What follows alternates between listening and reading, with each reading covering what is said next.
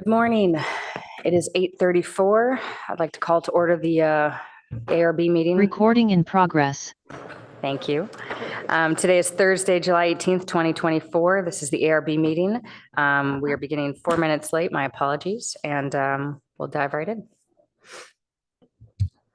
Chair Rosenberg, Present. Vice Chair Chen. Present. Board Member Adcock. Present. Board Member Balte. Present. Board Member Hirsch. Yep. We have a quorum. Now it's for public comment. These public comments for items not on the agenda. If you do have an agendized item that you wish to speak on, that will come up later. So is there anyone here for public comment for something not on the agenda item? I have no requests to speak for oral communications. Great. Okay, now we'll go to city official reports. Yes, good morning. My name is Jody Gerhart, Manager of Current Planning. I am back being your ARB liaison. Now that Claire Raybould has been promoted to Principal Planner, she'll be supervising part of my team. Yes. I Kim. apologize. I skipped an item. We have agenda changes, additions, and deletions before we get into city official reports. My apologies. So let's go over agenda changes, additions, and deletions. No changes at this time. Okay. I would also like to announce I do have a hard stop of noon, so we will be on a tighter timeline than normal. I do want to make sure that all the public does get to speak and gets their allotted time, but I do want to give that heads up. And if we do need to have me step out early, Ying, she will be prepared to take over the meeting at that time. But I think we should be able to cover everything just fine. Please continue, Jody. Apologies. Wonderful. Yes. So again, Jody Clark. I went back to my maiden name. Delete that from the record. Jody Gerhart, Manager of Current Planning. Again, Claire Raybould, I appreciate, her being liaison for the last, year or two, I believe. So she's now managing project planners, working on some of the city's larger projects. And so I will be taking back over the ARB liaison position. But all of us are still here. So if you have any questions, please let us know. Regarding the official report, we have the calendar in the packet. We are canceling. If we go to packet page 9, we did have a potential item on August 1st. That is being moved off to another date. 660 University, the applicant for that project, is rethinking some things. And so we don't have any hearing dates at this point. So August 1st ARB meeting will be canceled. Our next meeting will be August 15th. We have the 2 master sign programs that will be heard that day. And we're looking to see if we can add one more item to that, but I don't know that at this point. The next, we have the pending ARB projects. So these are projects that are that staff is currently reviewing and that the ARB will see in the near future. You've looked at most of these already, but if you go to, let's see, the bottom of packet page 11, you will see that there is a new project at 3781 El Camino. And this is a larger housing project. And the numbers are getting cut off. I'm going to have to find those for you. But it is a new 7-story multifamily project. I believe it's 190 units, but I'd have to confirm that for you. And then on the next page, packet page 12, is 3606 El Camino. That's another new housing project for 335 units. And so those will be coming to you in the near future. The next list, the potential projects, are really just ones for you to be aware of. They will, when they become formal applications, then we can take a deeper look at them. So thank you. Great, thank you. Do any of my other board members have any questions or comments on these items so far? Great. Okay. Yeah, I do. I wonder if you could tell us a little bit about the 660. What is happening? We people outside of our board here frequently will talk about these issues. And so can you give us an update on what is happening with 660? Why it was canceled? The applicant team chose to, or requested that we not have the PTC hearing on June 12th for that project. I think they're just reconsidering aspects of the project. Is it a redesign? They are looking at possible redesigns, although they could go with the same project. We don't know at this moment. Okay, So at this moment, they're just continuing until later and we'll get more clarity in the Yeah, future. at this moment, the applicant is deliberating amongst themselves. okay, thank you.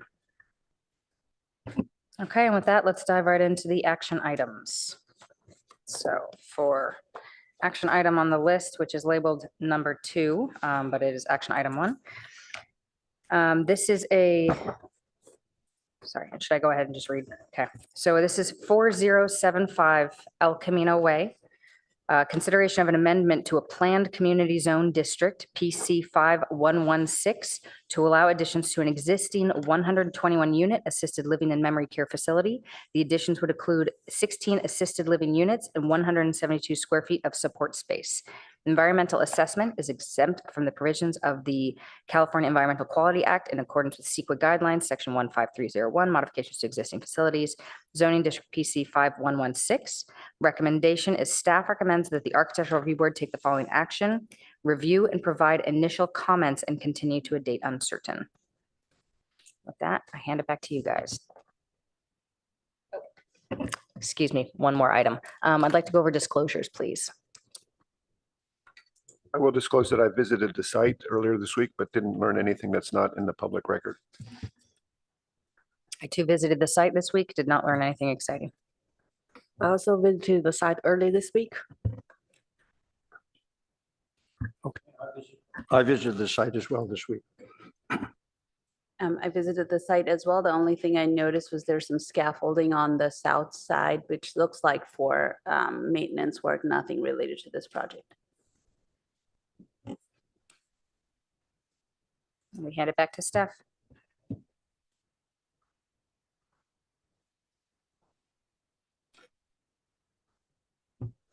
Good morning. My name is Emily Callis, and I am the project planner for this project.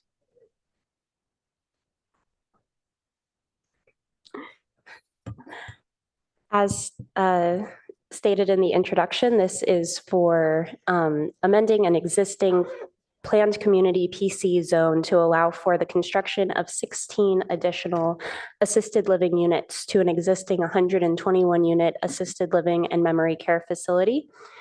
No change to the overall building height or wall setback adjacent to the single family neighborhood is proposed.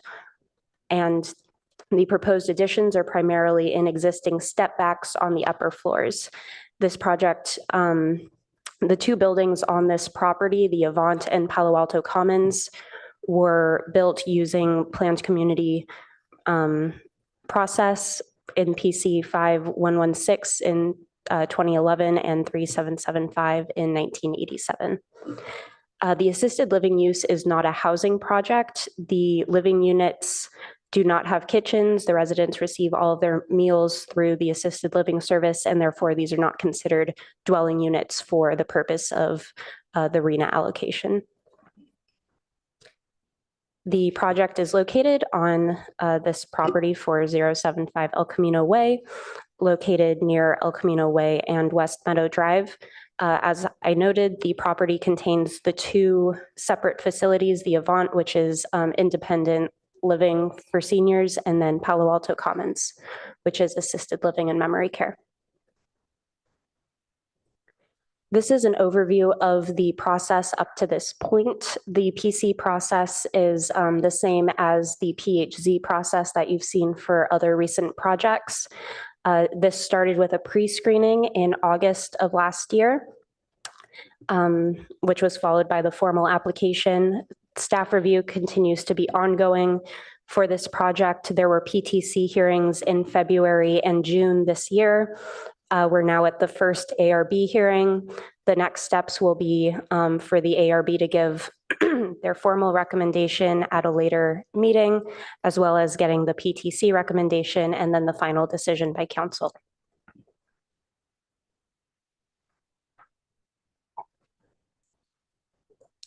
The project proposes filling in 9 existing step back areas for 2 to 3 stories. What I've highlighted in green on the site plan are the 2-story elements, and in yellow are the 3-story elements. This will add 1,187 square feet to the ground, or I think that's, that's to the ground floor, sorry, including 172 square feet that is going to be office or administrative space rather than assisted living use. And then providing the 6,891 square feet total. The building is outside of the 45-degree daylight plane, which I will talk about in more detail in further slides. But no change to the maximum building height or wall setbacks are proposed adjacent to the single-family house. There's one small section where on the front here, yeah, you can see my cursor, this setback gets a little smaller. These slides show the proposed, the existing and proposed elevations. The top shows the existing and the bottom is the proposed. This is the front entrance as seen from El Camino Way. This also shows the proposed change in the color scheme. The board has the materials with them. And the colors are shifting from being kind of green and beige to being grays, blues, and beige browns. This shows the continuation of the front. In general, this is a very large building, so in order to view it easily in the plans and in the slides, the elevations have been broken up. This is the rear, which is the side facing the Wilkie Way single-family neighborhood. And again, the areas where things are changing have been bubbled for easier identification. Again, this is the continuation of the rear facade. This is the right side facing West Meadow Street and the continuation of that. And lastly, the interior side, which faces the Avant building.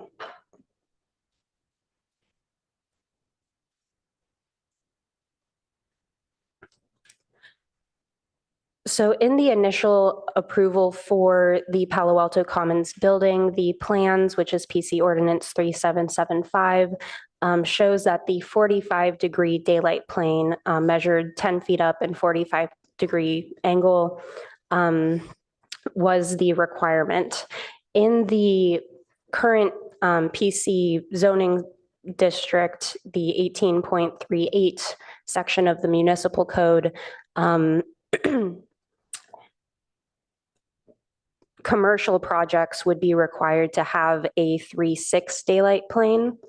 However, this at the time was considered a residential use. There wasn't the same, kind of differentiation between dwelling units and, housing projects and places where people live. So for that reason, staff believes that it is appropriate to continue using the 45-degree daylight plane as the regulation that applies based on the existing PC ordinance.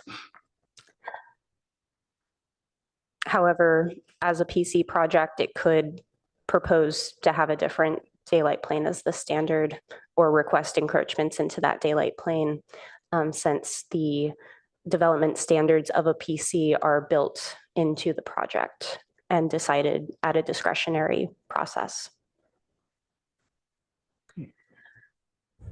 This shows the comparison between the 45-degree daylight plane, which is the taller of the two, and then the 3/6 daylight plane, which is the shallower one. As you can see, the proposed additions are are below the 45-degree daylight plane, but would encroach substantially into the 3/6 daylight plane.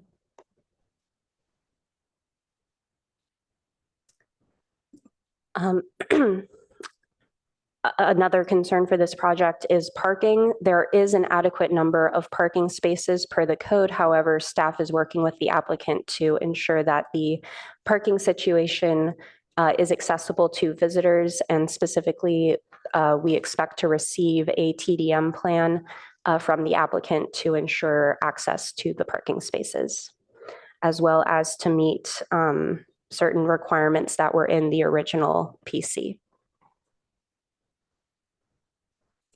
At the June PTC meeting, the motion included recommendations for the ARB to consider certain aspects of the project. This includes upper floor setback from the Wilkie Way neighborhood, window privacy measures, perhaps using the IR guidelines as a guide, potential for noise mitigation measures, and then considering landscaping for privacy. The upper floor setbacks, what is proposed varies from 12 feet to 21 feet, generally with the third floor setback further than the second floor. The PTC asked if it was possible to increase the setback to 20 feet, and the applicant will go into more detail in their presentation on that item. However, it is likely that this would result in infeasibility or a significant reduction of the project. In terms of window privacy, their PTC would like the ARB to consider the ability to add privacy glazing, screening, or alternative locations for the windows. However, staff would like to note that due to the assisted living use and the size of these units, many of the units only have one or two windows, and the residents do spend more hours of the day in their homes than a typical residence, where it may be easier to, add obscured glass and that sort of thing. Additionally, the IR guidelines would consider windows that are 20 feet away and facing a rear yard to be meeting this requirement. So in general, the third floor windows do meet this standard by being 19 to 21 feet away. The PTC noted that at prior meetings, some neighbors had noted that there can be residential noise from time to time. However, staff does not recommend applying noise measures related to residential noise. There was a noise study that analyzed equipment and operational noise, which we do regulate, and it was found that there would be no noticeable increase to the existing noise conditions with the additional equipment added. Lastly, in terms of landscape screening, PTC would like the ARB to consider how privacy landscaping can be added. 2 additional new screen trees are proposed. The plans also show where existing screening landscaping is located. In speaking with neighbors and receiving neighbor comments, there are pros and cons to adding privacy landscaping, as there are concerns about shade and sun access in the rear yards of the neighbors. But the plan sets include shade models that demonstrate both how the building and the landscaping would affect shade at different seasons of the year and times of the day. A quick summary of the neighbor comments that were included in the report and that have been received up to this point include desire for the step backs to be maintained as is. Excuse me. Concern about increased shade, concern about parking on the local streets rather than on site, and then concern about noise as well. And so staff recommends that the Architectural Review Board provide initial comments and feedback, and that the project be continued to a date uncertain. This concludes my presentation, and the applicant has a presentation as well. Thank you. Thank you, Emily. I'm going to ask my fellow board members to maintain your questions for Emily until after the presentation by the applicant. Thank you. So applicant, anytime you are ready, you may begin. You have 10 minutes. Good morning. I am Daniel Bowman, the architect on the project. On this first slide, you could see the I interior court. apologize. I'm going to also ask you state and spell your name for the record. Okay. Thank you. So Daniel Bowman, Daniel, last name Bowman. So on this first slide, we remodeled the interior courtyard, and that's the color scheme that we are proposing. So you could see how it looks out in the sunlight. Next slide. This is the proposed location. Next slide. And then on the right, you could see some of the existing colors and how it's landscaped screening. Majority of the building has trees such as these. And we're proposing, those 16 units, and the FAR we're proposing from 1.19 to 1.25. And then for daylighting plane, we have no protrusions into that 45 slope. Next slide. Here's that elevation again. You just go to the next slide. So here is a rear view of it. The red on the bottom is the added portions of it. So it's filling in some of the step backs within the building of the existing. And you can see that it is landscaped throughout the backside of it. Next slide. Here is more of that landscape plan. On the upper right, there is a few redwood trees. Those go up 60 to 70 feet tall. And then we are proposing adding 2 trees in the middle where there's grass. We're adding trees there, and we're willing to add more if that's needed. But that is how we think we could screen it without adding too much shade. Next slide. So this slide is looking at the that IR guidelines of which direction the windows are facing. And since the building is at a 45-degree, most of it isn't directly viewing any of the neighbors. They are mostly 40 feet away from the property line because of that 45. And then majority, if not all, have been screened by trees before they get to the neighbors' properties.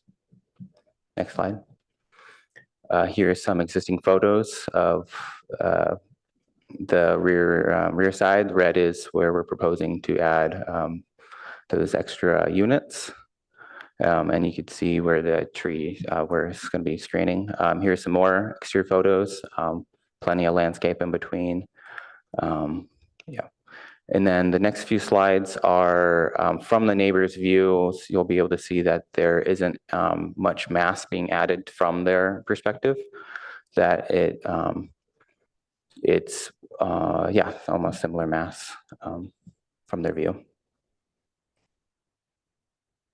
Yeah, you keep going to some of the slides.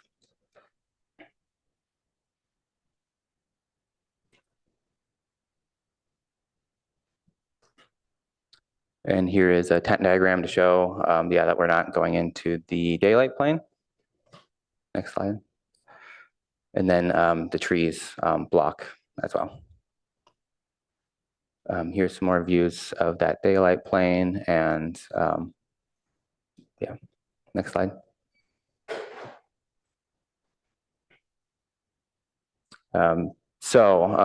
This is an explanation of why we have a 10-foot setback. So the PC is under the 18.38.150. The PC takes precedence, in which it's the existing 10 feet. But if to consider how that was created, under that, it was saying our setback is from the neighbor's setback, the R-1 setback. And because this site is considered a corner lot under the municipal code, the front side is going to be on Meadow Drive, and making the rear on the far left. All the other setbacks is going to be the side setback. So if we're pulling the R-1 side setback, it's a 6-foot setback, but the PC has a minimum of 10 feet. So that's where that 10 feet comes from. And then also copying the R-1 daylighting plane is that 45 degrees on the side yard. If we were to go into the, be required to do a 20-foot setback versus the existing 10-foot, we would lose 4 units, and we would be losing a lot of the 2 bedrooms. It would have to shift to being smaller units. As you can see on that plan, those units would pretty much all be eliminated, and then any of the units above would have to be scaled back out of that as well, since there isn't a floor below to hold it up anymore. And then the next few slides are shadow study. There isn't going to be much of an impact shadow-wise on the neighbors' properties, and that it's mostly just the shade is going to be added onto our property.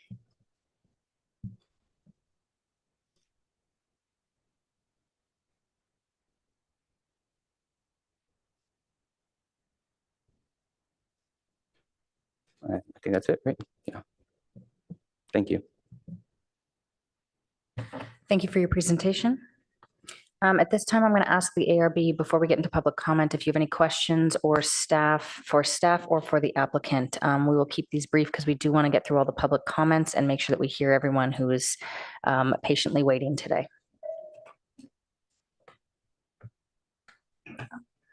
I have one question to staff. The parking is limited on site, on grade.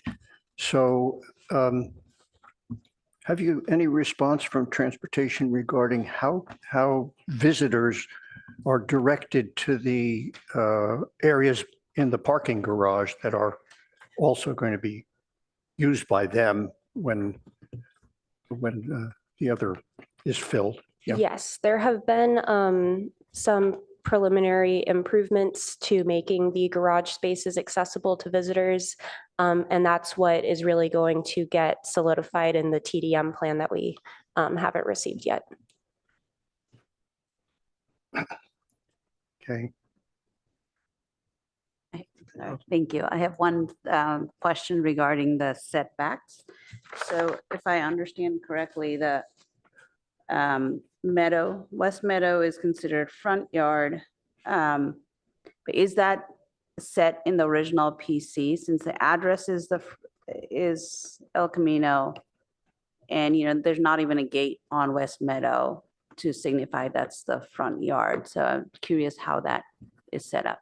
So because it's a PC and because it's somewhat older, the setbacks are determined by the PC, but they didn't necessarily use the words front and side.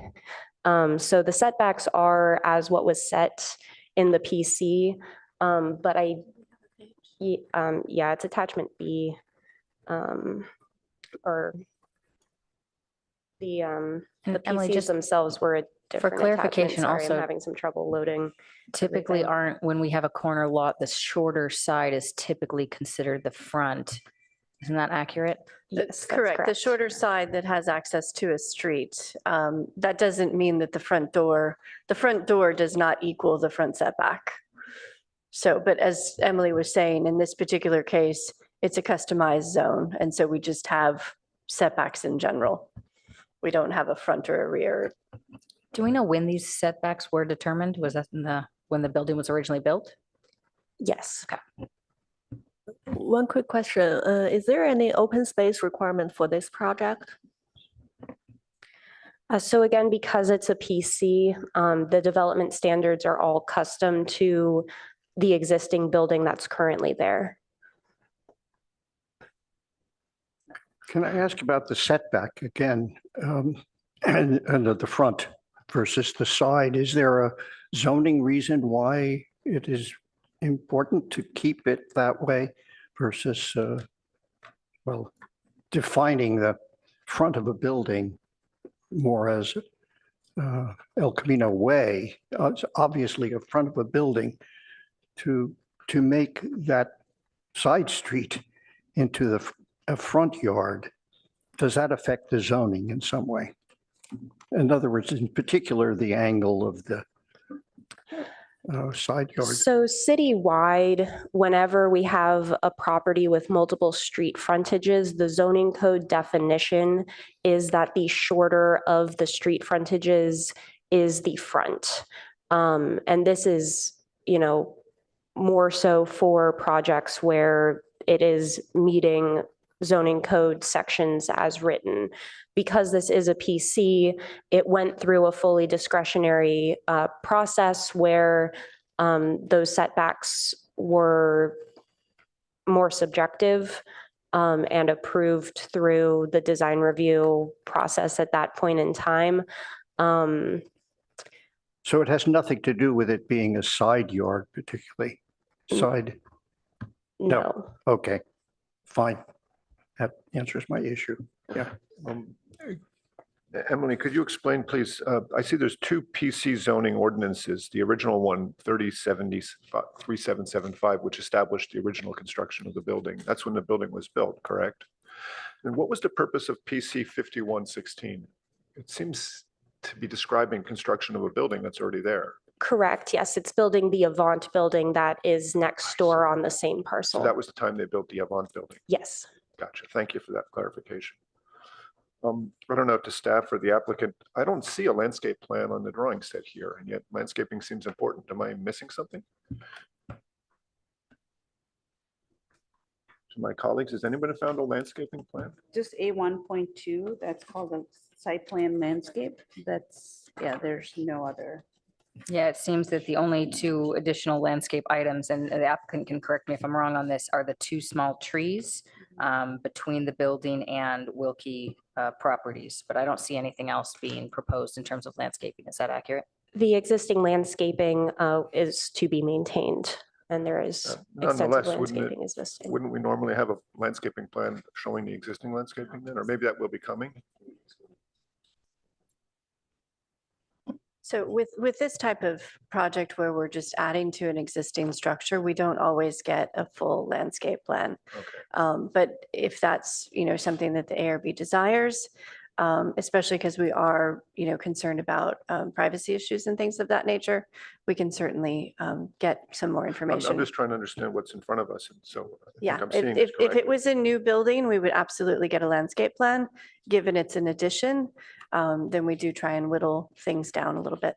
Okay. My last question is to the applicant. I notice a number of balconies on the second level seem to be removed, at least on the elevations. Is that actually the case? Is there other changes to the building that are exterior?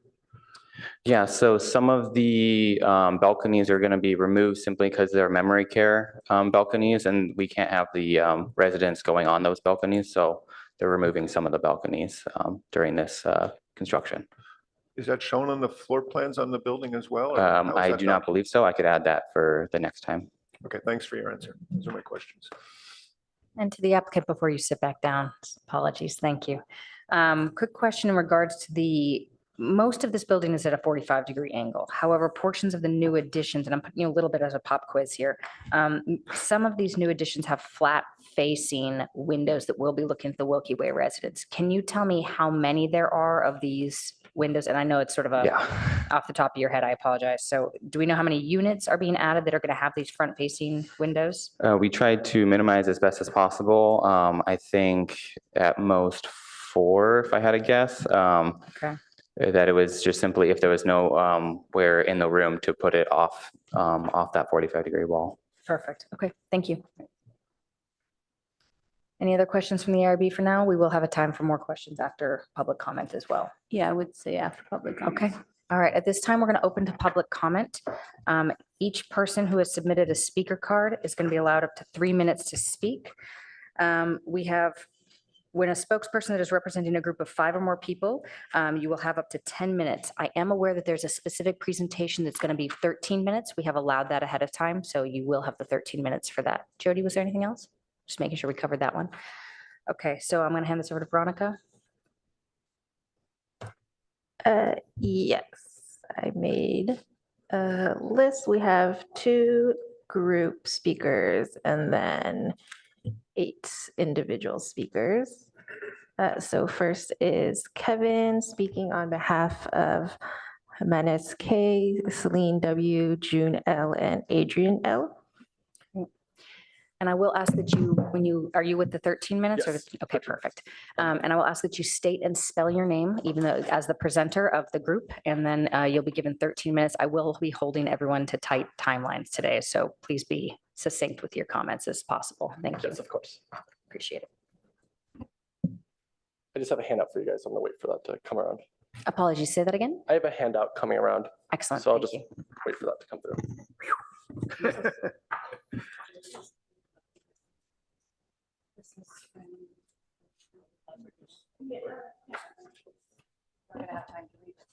Okay, so typically, just FYI for future, items like this really should be submitted to the staff prior to these meetings so that we can. I put them into emailed it the last public. night. Last night is not typically early enough. Yeah, So so when is we early enough? You know? Sorry? When is early enough? 10 days as per all items that are to be submitted. Now, that being said, we're going to include this in the public record. It will be probably published in the minutes at a later time. You may proceed with it, but we just want to let you guys know for future. Every Yeah. time you're trying to submit anything, get it as early as possible because the night before, we don't have a chance to read it. Yeah. So we'll totally do our fair. best, all right? We didn't know that this was even itemized until 10 days before, so I guess I'm just. Correct. No, so the, So when are you supposed to submit? When am What I- is the last day that they should submit?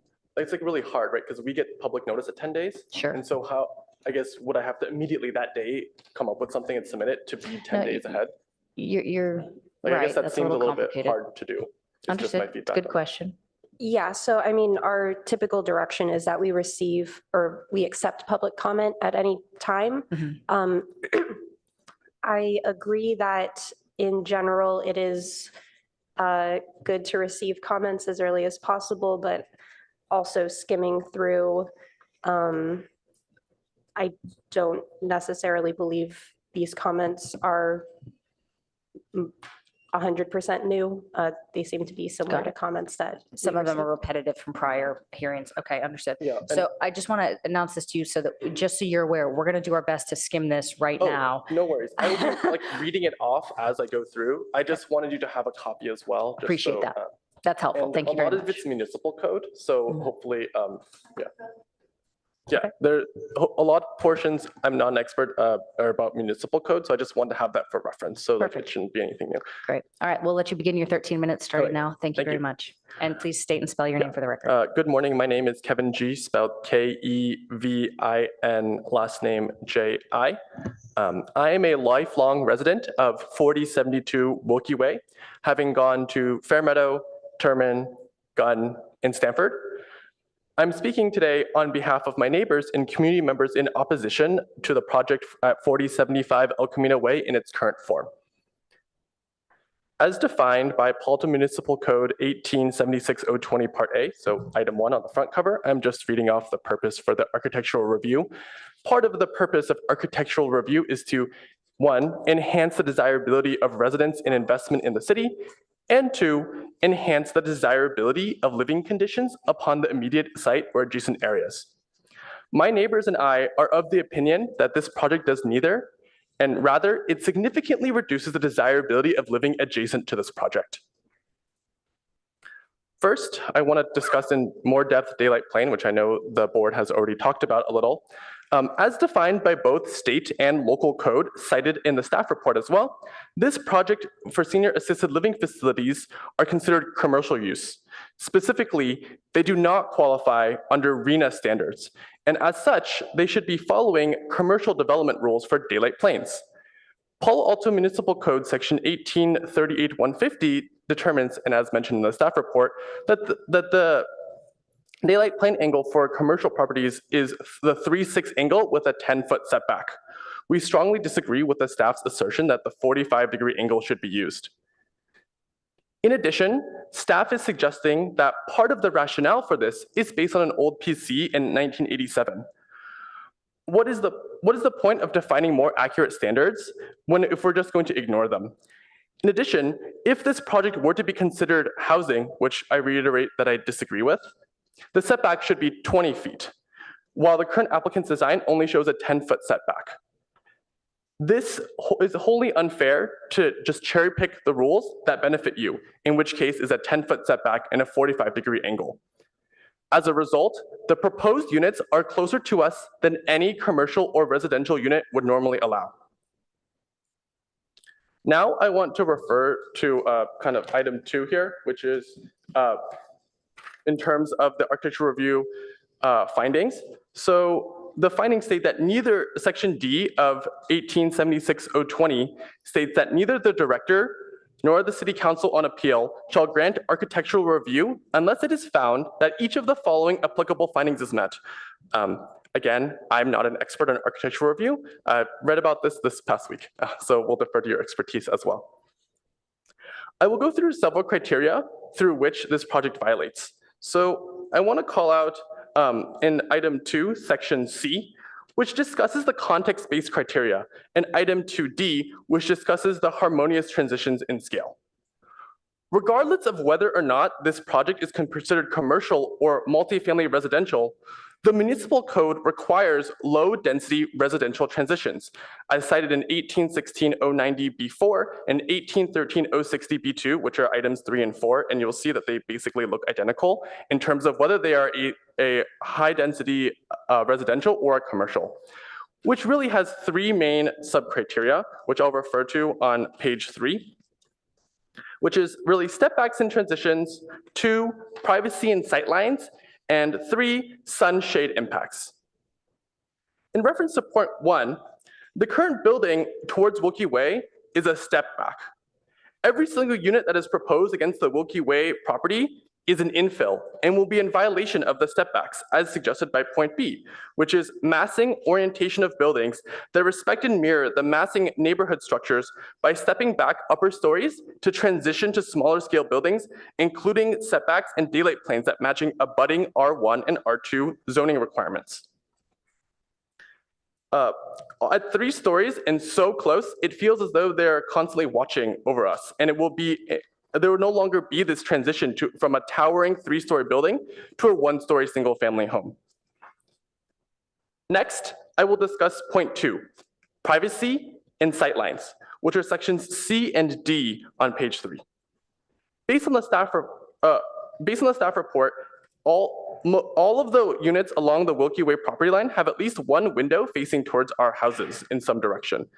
In addition, as mentioned before, the current proposed units are closer to us than either any commercial or residential zoning would normally allow. Finally, I want to discuss sun and shade impacts, which are item E on page 3. The current design already violates the 3.6 required for daylight planes and has significant daylight impacts. PTC Chairwoman Bryna Chang commented that it is unusual to see so many front yard gardens on Wilkie Way. The reason for this is that the backyard is already covered by the shade caused by the current Palo Alto Commons building. For example, I used to garden with my grandparents, or tried to, in my backyard with the current building, which is already relatively difficult. With the proposed construction, I believe I will no longer be able to in the future. So having discussed sections C and D, 2C and 2D, I'll refer back to page 2, which I'll wrap up and mention item E in section 2, which states that part of the goal is to enhance living conditions on site if it includes residential uses in adjacent residential areas. Based on the significant daylight and privacy impacts mentioned previously, I can confidently say that every neighbor would agree that this project does not enhance our residential area. Instead, it causes a significant detriment. Collectively, all of these sections of the municipal code are violated by this project. The law is here to protect the residents, and we should not move forward with this project that violates both the law and reduces our quality of life. Now, I will refer to to page 5, which cites different policies from the Palo Alto Comprehensive Plan. Policy L1.7 says that to address connectivity and compatibility with adjacent residential areas and include broad community involvement in the planning process. The Wilkie Way community has been involved and against the current project design that is not compatible with our single-family residential area. Policy 3.1, ensure that new and remodeled structures are compatible with neighborhood and adjacent structures. Policy 6.1, promote high-quality design and site planning that is compatible with surrounding development and public spaces. Again, as mentioned, project is not compatible. Policy 6.7, avoid abrupt changes in scale and density between residential and non-residential areas and between residential areas of different densities. That is why the step back is in place today, to avoid abrupt changes in scale and density. And finally, Policy L6.8, to support existing regulation that preserves exposure to natural light for single-family residences. This one seems clear as day, pun intended. The project is violating the very code that serves to protect natural sunlight for the residents. Having said this, I want to acknowledge the importance of senior assisted living to a community. However, this does not justify a for-profit Utah-based company to reduce our quality of life by building in violation to our town's municipal code. We have tried to discuss potential alternatives that minimize disruption to residents and follow our municipal code. One such option, which I'll dub the good neighbor option, involves building the 7 units that do not face the Wilkie Way property line. This would not disrupt the current step back formation and have no shade impact on us. In addition, this would not violate the current municipal guidelines on daylight planes, which the current plan does. Another option that we have suggested is the El Camino alternative. This would involve building facing El Camino Way away from Wilkie Way property lines. So far, the Palo Alto Commons have been wary about this for 2 reasons. First, they said that they would need certain exemptions to build on that side. As of right now, they already need exemptions for their current plan, such as for floor area ratio violations. So this reason has less merit. The second reason that they have mentioned is that it is costly. The cost of living in one of these assisted living facilities is between $200,000 and $300,000 per year. With this kind of revenue, I imagine the net cost of building on El Camino side to be negligible. However, the Palo Alto Commons has not been transparent on the cost difference, as well as any designs for this potential option. Like the good neighbor option, the El Camino alternative would not disrupt the current step back formation. However, I cannot comment on the shade and daylight plane impacts, as I have been unable to see any designs for this alternative. This option is also in alignment with the aesthetic of the El Camino corridor. The project is a commercial project, in addition with other high-density developments on El Camino, such as the North Ventura Coordinated Area Plan. Having additional units on the El Camino side seems reasonable. The Palo Alto Commons has not been receptive to either of these 2 compromise options. I know that parking is not in the domain for the ARB, but these 2 options would also be compromising on a parking situation, which we already know is pretty strained. A PTC chairwoman, Bryna Chang, tried to visit and was told to just park on the nearby residential streets when she went to visit. So the parking is concerning, and while we understand the importance for the senior assisted living facility, having some of these options are some of the trade-offs that we're willing to make in order to support public good. As I wrap up, I want to focus back on the purpose of architectural review, to make sure that each project makes its immediate surroundings and Palo Alto at large a desirable place to live. I can confidently tell you that this project, with its daylight plane impacts, privacy concerns, inharmonious density transitions, not to mention municipal code and comprehensive plan violations, makes both Wilkie Way and Palo Alto a worse place to live. While we are sympathetic to the need for additional senior housing, we've proposed 2 different alternatives to the current plan that we believe should be considered to follow good design principles. The profit of this Utah-based for-profit company should not be earned on the backs of the Wilkie Way residents. Thank you for your time. Thank you. Oh, sorry, a couple last few seconds. I forgot to mention on page 6, I do have a diagram that shows how close the building is to the residents. So the first block here is the ADU from a Wilkie Way site. And behind that immediately is the building from the Palo Alto Commons. That's the first floor. Behind that is the second floor. and then you can kind of see it peaking on the corner of the second floor. Above that is the third floor. So imagine that with the infill, the third floor would come up to how close the first floor is. Thank you very much. And we are going to ask that the audience, the public, refrain from applause. It's inappropriate in a setting like this. Thank you very much. We appreciate your enthusiasm, but please hold applause. Next is a second group by Lily Lee, speaking on behalf of JP, Austin T, Megan C, and Yi Chen Z. And Veronica, is this the only other group speaker? Correct. The rest are individual speakers. Okay, we will allow this group 13 minutes as well if they would like to use that, since the other group got 13 minutes as well.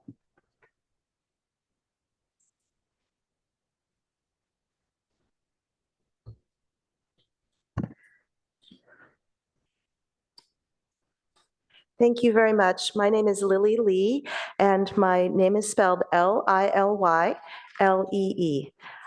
So members of the Architectural Review Board and staff, thank you so much for this opportunity to talk. I am a resident of Wilkie Way since 2003, and I've raised my children there. I did submit some written comments a few days ago for the Architectural Review Board that complement the comments that I submitted before the June 12th PTC meeting. And so that is something that you can have for reference. And I wanted to summarize some of those points and then add a few more perspectives. So first, I agree with everything that Kevin has said already, so I won't repeat those arguments, but just wanted to add from my personal perspective that I also support seniors and understand that they are precious. And so I support the 7 interior units as well. And I also support the idea of having units on the front side of the building. I know that those will cause parking and traffic impacts, but I am fine with that because of the community benefit. And I'm really glad that the ARB has the role of ensuring that we comply with municipal code, and also that you have expertise that can help give advice to the applicant on ways to improve the design to help seniors and also minimize the impacts on the neighbors. So I wanted to give expression to the experience that we've had on some of the issues that you've already heard about. And so one is that the building is, of course, really close to our house and really covers our entire view. It creates a lot of shade. I've tried to plant things in my backyard since 2003, and so many things have just not made it. I did myself try to plant some screening trees with advice from an arborist, and they just have not thrived.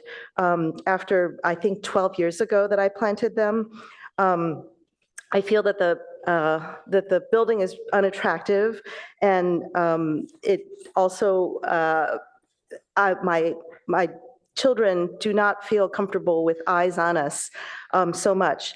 So I had heard at the June 12th PTC meeting that this 10-foot setback that was granted many years ago using the discretion in the PC zoning would not be granted if this project came today. And so the 20-foot setback seems to be more appropriate and reasonable given this transition area. In addition, I agree with Kevin that the 3-6 daylight plane is more appropriate. I saw the color scheme that was proposed, and I actually prefer the green that is currently there because it blends in better with foliage. And so I encourage a color scheme that is more similar to nature, especially if there's new landscaping that might come in the next design that might provide more screening. I know there's a trade-off between having more screening and shade, but to the extent that we already have shade, and if the new screening does not make the shade worse, or if it has some minimal impact on the shade, then I would prefer more screening for my particular backyard. But I do not speak for all the other neighbors because they might have their own perspectives on that. And I would encourage the applicant to work with individual neighbors on what type of landscaping and screening might work best for their particular situations. They have different setbacks in each yard. So I do think that those kind of decisions can be individual. So I appreciate your consideration of that. I know, again, that parking and traffic isn't necessarily the scope of what your board is reviewing, but I do want to note that there have been plans that we've heard, parking plans and traffic plans that have been submitted. And so those may, in theory, be great. But as you heard from Kevin, one of the PTC members, and if you were at the meeting on June 6th of June 12th of the PTC, it was not just Bryna, but also another member of the PTC tried to visit and similarly had the experience that what the plan called for wasn't what they saw being implemented as a practical matter. I myself have talked with people who were visiting or working, visiting the Palo Alto Commons, and were not parking in the designated parking area. And so I know that plans can be great only if people follow them. And so I think in the case that was discussed at the PTC meeting, the applicant had said that, oh, maybe that employee who gave the advice to go park on Wilkie Way hadn't remembered what the plan was. And so maybe that was just an isolated anomalous situation. So that may be true. And there's going to be anomalous situations whenever you bring in attracting more traffic and parking. And so that's just a reality of humans. For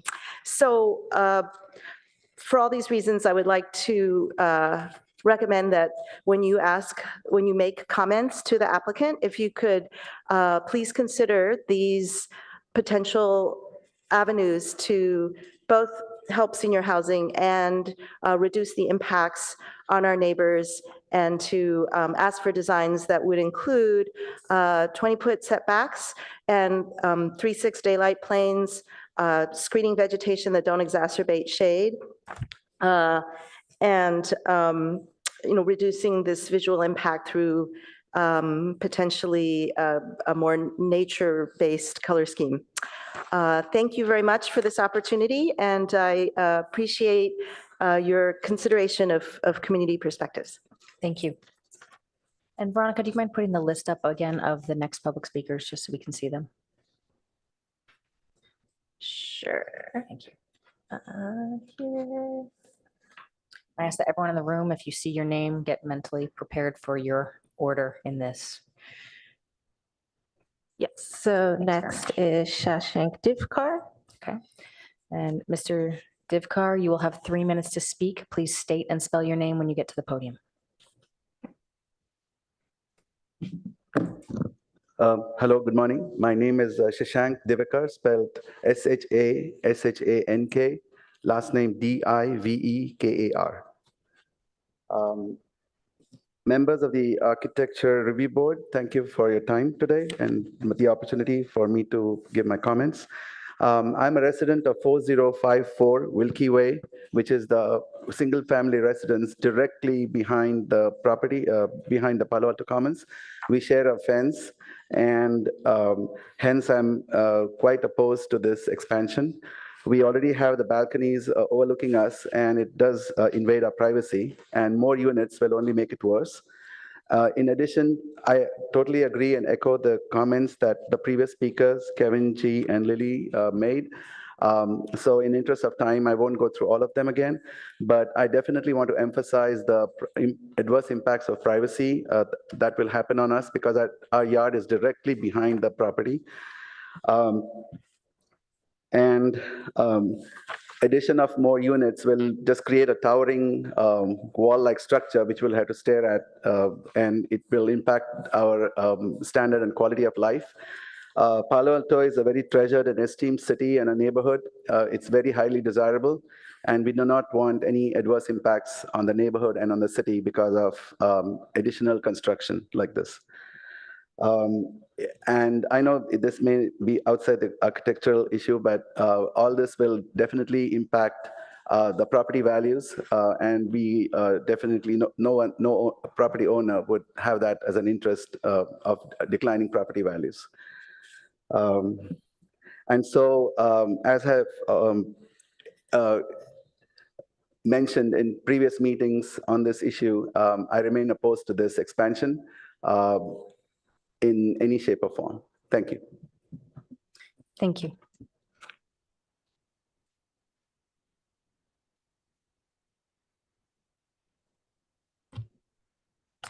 Next is Jenny Chen, followed by Mona Hay.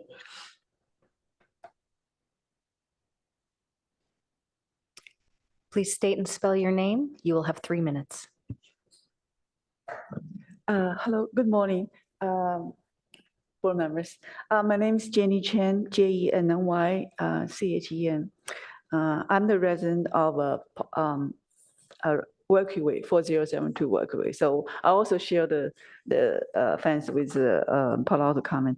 I'm here to strongly oppose the proposed expansion project at 4075 El Camino Way in its current form. I also echo other neighbors' concerns regarding the violation of the low-density residential transitions guidelines, including significant daylight impacts and the privacy issues that this project would introduce.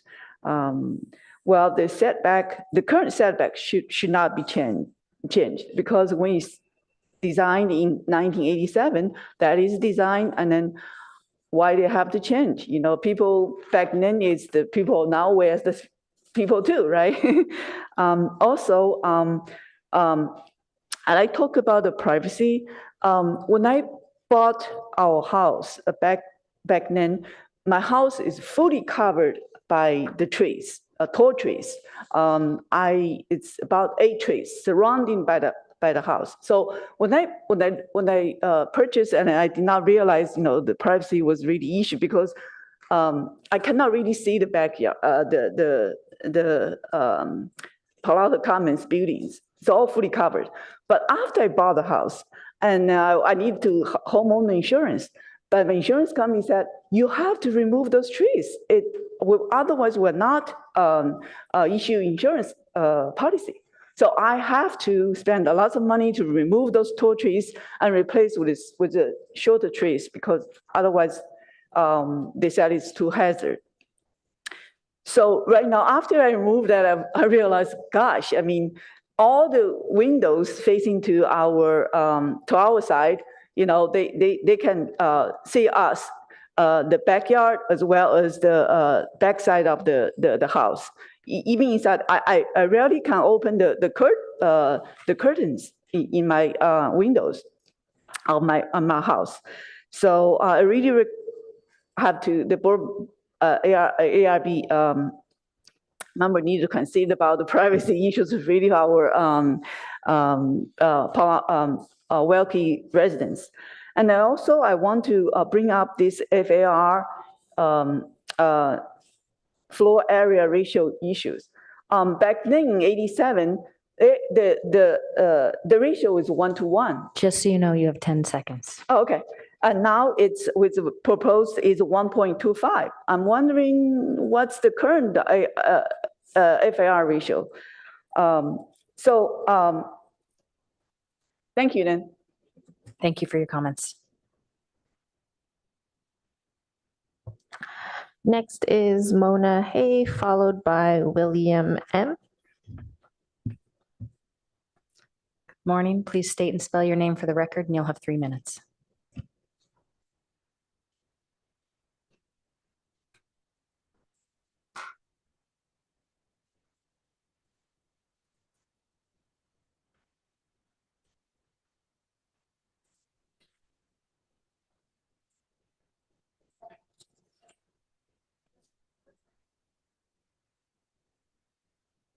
Just to say into the public record, we are receiving documentation. It appears to be some photos, 2 photos. So those will be, Yeah, I have 2 photos, just to give you the physical view. great. Thank you. Good morning. My name's Mona, last name H.E. I'm a 4040 Wilkie resident. I am came here and strongly opposed the Palo Alto Commons expansion. The reason for that is there violate a city community city municipal code 18.16.09 B.4, which is required for the low density building transition from the neighborhood. They're supposed to be a step back. So I believe in 1989, 87, when the project initially built, they were actually follow that standard, say they're doing step backs. So that's why the current design is a step backs from the Wilkie community. So the current proposal is basically fill in the current setback. If you look at the picture, I sent it to you guys. So the picture 1 is actually directly taken from my backyard. You can see that with the proposed that Palo Alto Commons, they put some sticks out there. So if you look at that dotted line, there are the building gonna be, so from my directly backside, my house. And the other one is the current event building is on my backyard. You can see that exactly is filled in. It's a 3-story high. So that how you can show that you can look at the physical effect is the towering over my backyard. So currently my backyard, I don't have the grass. The grass doesn't grow. I planted, since I bought the house 2003, I planted 4 the privacy trees. There 2 had died before because there's not enough sunlight. So that's one issue I was trying to say.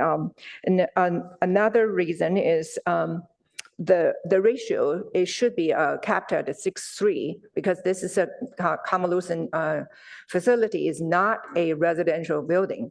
So it should be a 6:3 ratio. And then so what they're proposed, the 45 degree, it just completely does not apply. They're not residential buildings. And also I want to further argue, this lot is not a corner lot, it's called flag lot. So by definition of a corner lot is a 2 adjacent, 2 joined a property line. It has to be joined, create an angle less than 135 degree. And that, yes, but their property, is West Meadow and El Camino on this particular property do not join. The only corner lot on our neighborhood is the Goodwill. Goodwill is the only corner lot. You cannot create a multiple corner lot on a piece of land. It just does not apply. You have hit your time. Okay, Thank you that's for all your I'm trying to say. comments. Next is William M., followed by Huibin T. Please state and spell your name for the record. You'll have 3 minutes. Hi, my name is William Moss, M-O-S-S. I've lived on Wilkie Way since 1983.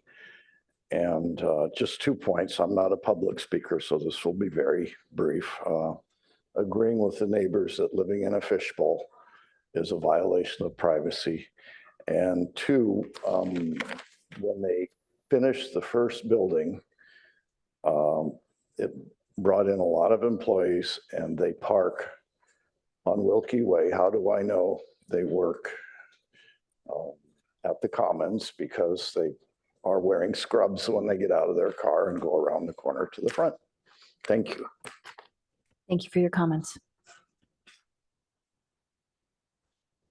Next is Huibin Tang, followed by Yangzi Chu.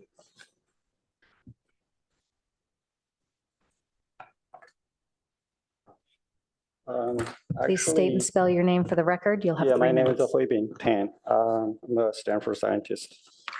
All right, so actually, I would respectfully ask the panel. Apologies. Can you please restate and respell your name for the record? We didn't My catch name it. is Huibin Tan, Huibin. Thank you. T-A-N-G.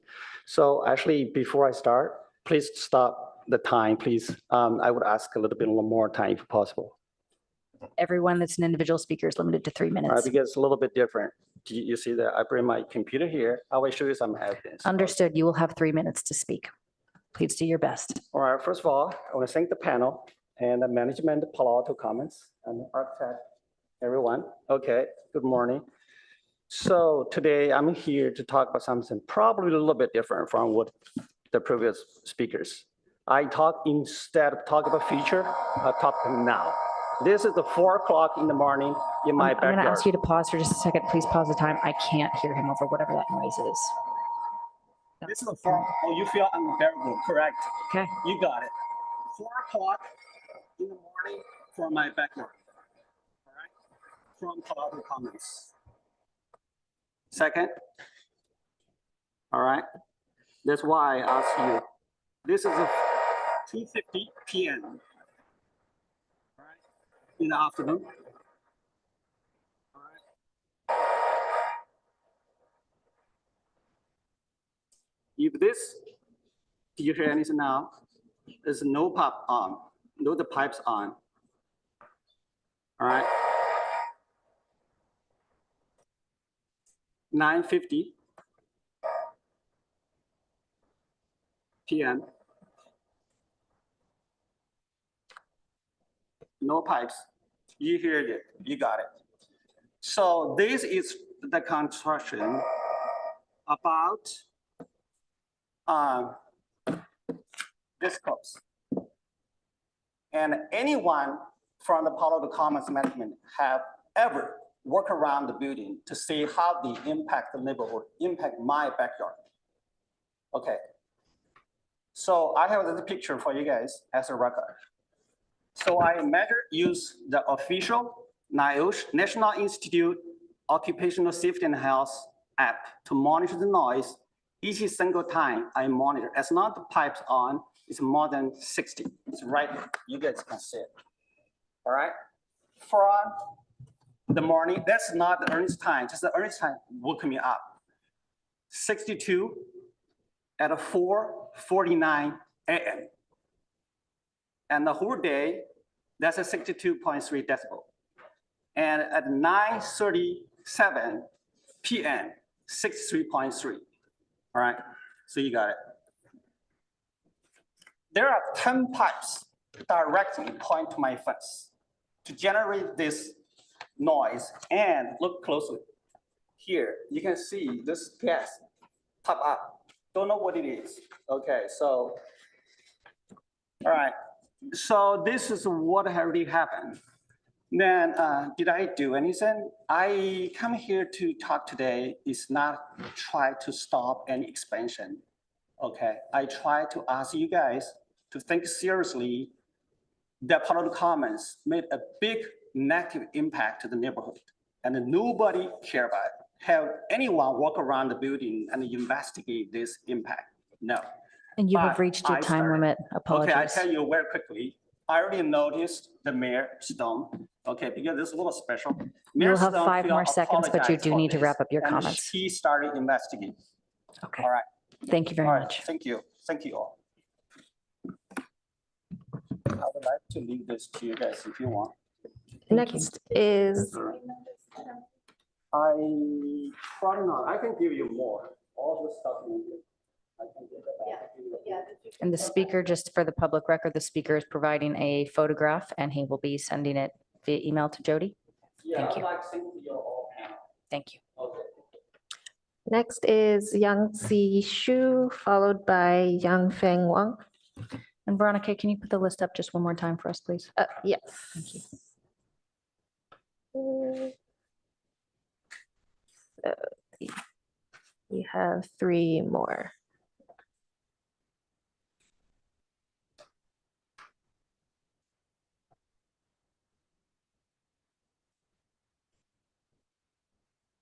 Would the next speaker like to approach the podium? Yang Si Chu. Please continue on to the next speaker if they're, oh.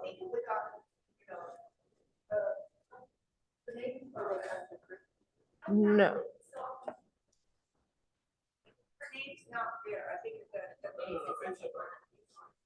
Okay, because if you, just to be clear, if you were a member of one of the previous groups, you're not allowed to speak individually. You are part of the group.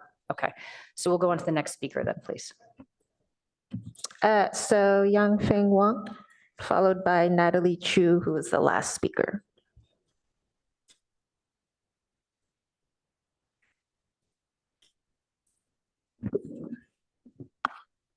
Please state and spell your name for the record. You'll have 3 minutes. Okay. My name is Yan Feng Wang, first name Yanfeng. I lived in Wilkie Way 4060 recently 4 months. I agree with Kevin's opinion. He did a lot of work. He started with the code. Today, I just said my experience with living with my house. First, I want to confirm this comment is really a commercial use, because every day over 200 people live there. Over 50 people work there, go and out. And also outside the health care, go to the common, give service. Other question is about the common's backyard. Morning and evening, many people, sitting outside the small yard, they walking, they do exercise, they talking. So I really, I think this is a commercial use. It's not a resident. I don't think any resident can, have 300 people live or work there. Second question is a noise. In my backyard, summertime when the air conditioning open, the score is 67 or 68. Sometimes even the air conditioning no work, the lowest is 53 or 43. The highest can be 72. So that's, I give the record for recent 2 months. Other question is about the parking. I have the video with the Commons health care, the parking from the street, even from my house, because right now I only have 1 car. So most every week have the health care, the car parking front of my house. You've hit your 3 minutes. Your time is up. Thank you for your comments. I know it goes by fast. We've got to get time for the next speaker as well. Okay, thank you. Final speaker? Yes, is our last speaker, Natalie Chu. Please state and spell your name for the record. You'll have 3 minutes. Hello, my name is Natalie Chu, Natalie Chu, CHOO. I am a long-term resident of Wilkie Way, and I just want to say that I do not oppose having more senior housing, but I would love it if it was done in a more thoughtful way, which would impact the long-term residents of Wilkie Way less. I would like to echo that I really appreciate Kevin's presentation. I thought his points were great. My lived experience and my family's lived experience on Wilkie Way is that parking really is a problem. We have attended a number of meetings which the developers explained that the massing of the building is not going to impact residents. And I would say, I don't think that's true. On a practical matter, if you go with a 10-foot setback from a 1 or 2-story building to 3 stories, it does make a large presence in your backyard. And actually, we often don't do a lot of things in our backyard. You know, I think a previous speaker has mentioned that most of Wilkie Way gardens towards the front. I actually try not to have dinner parties in my backyard late at night because I am trying to be a good neighbor. I am mindful that there is a nursing home behind me, and when my kids have parties and I've had parties, we always try and stop or do things in the front. I would just like to ask Palo Alto Commons to consider the good neighbor option, and that is, if you wish to build, please consider building towards perhaps El Camino, which feels like a more commercial section, or even Wilkie Way. But on our side, it feels like the burden of daily living and having large masses is being borne on the backs of a few small single-story houses. So those are my comments, and thank you very much for listening today. Thank you for your time. I believe that is all the public comments for this item. Yes, that concludes public comments. So if the chair would indulge me, I have Please. a few responses just to clarify some of the discussion. Would sincerely appreciate that. I do want to make it known for everyone that this is a planned community. This is a customized zone that we are building here. So we have an existing PC zone that was established, and we are looking to create a new customized zone. So there are no violations, but I do understand that what the neighbors are saying, you know, their concerns are valid. I just want to clarify that it's not a violation. What we can do with the issues the neighbors have brought up are various, you know, parts of our code that are certainly there, but don't necessarily apply to this property.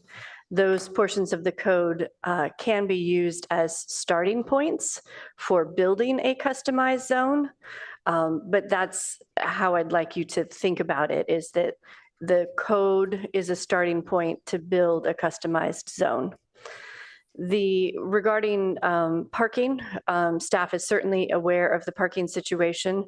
We have talked to the management of the facility, asked them to open the gate so that the below grade parking can be used right away.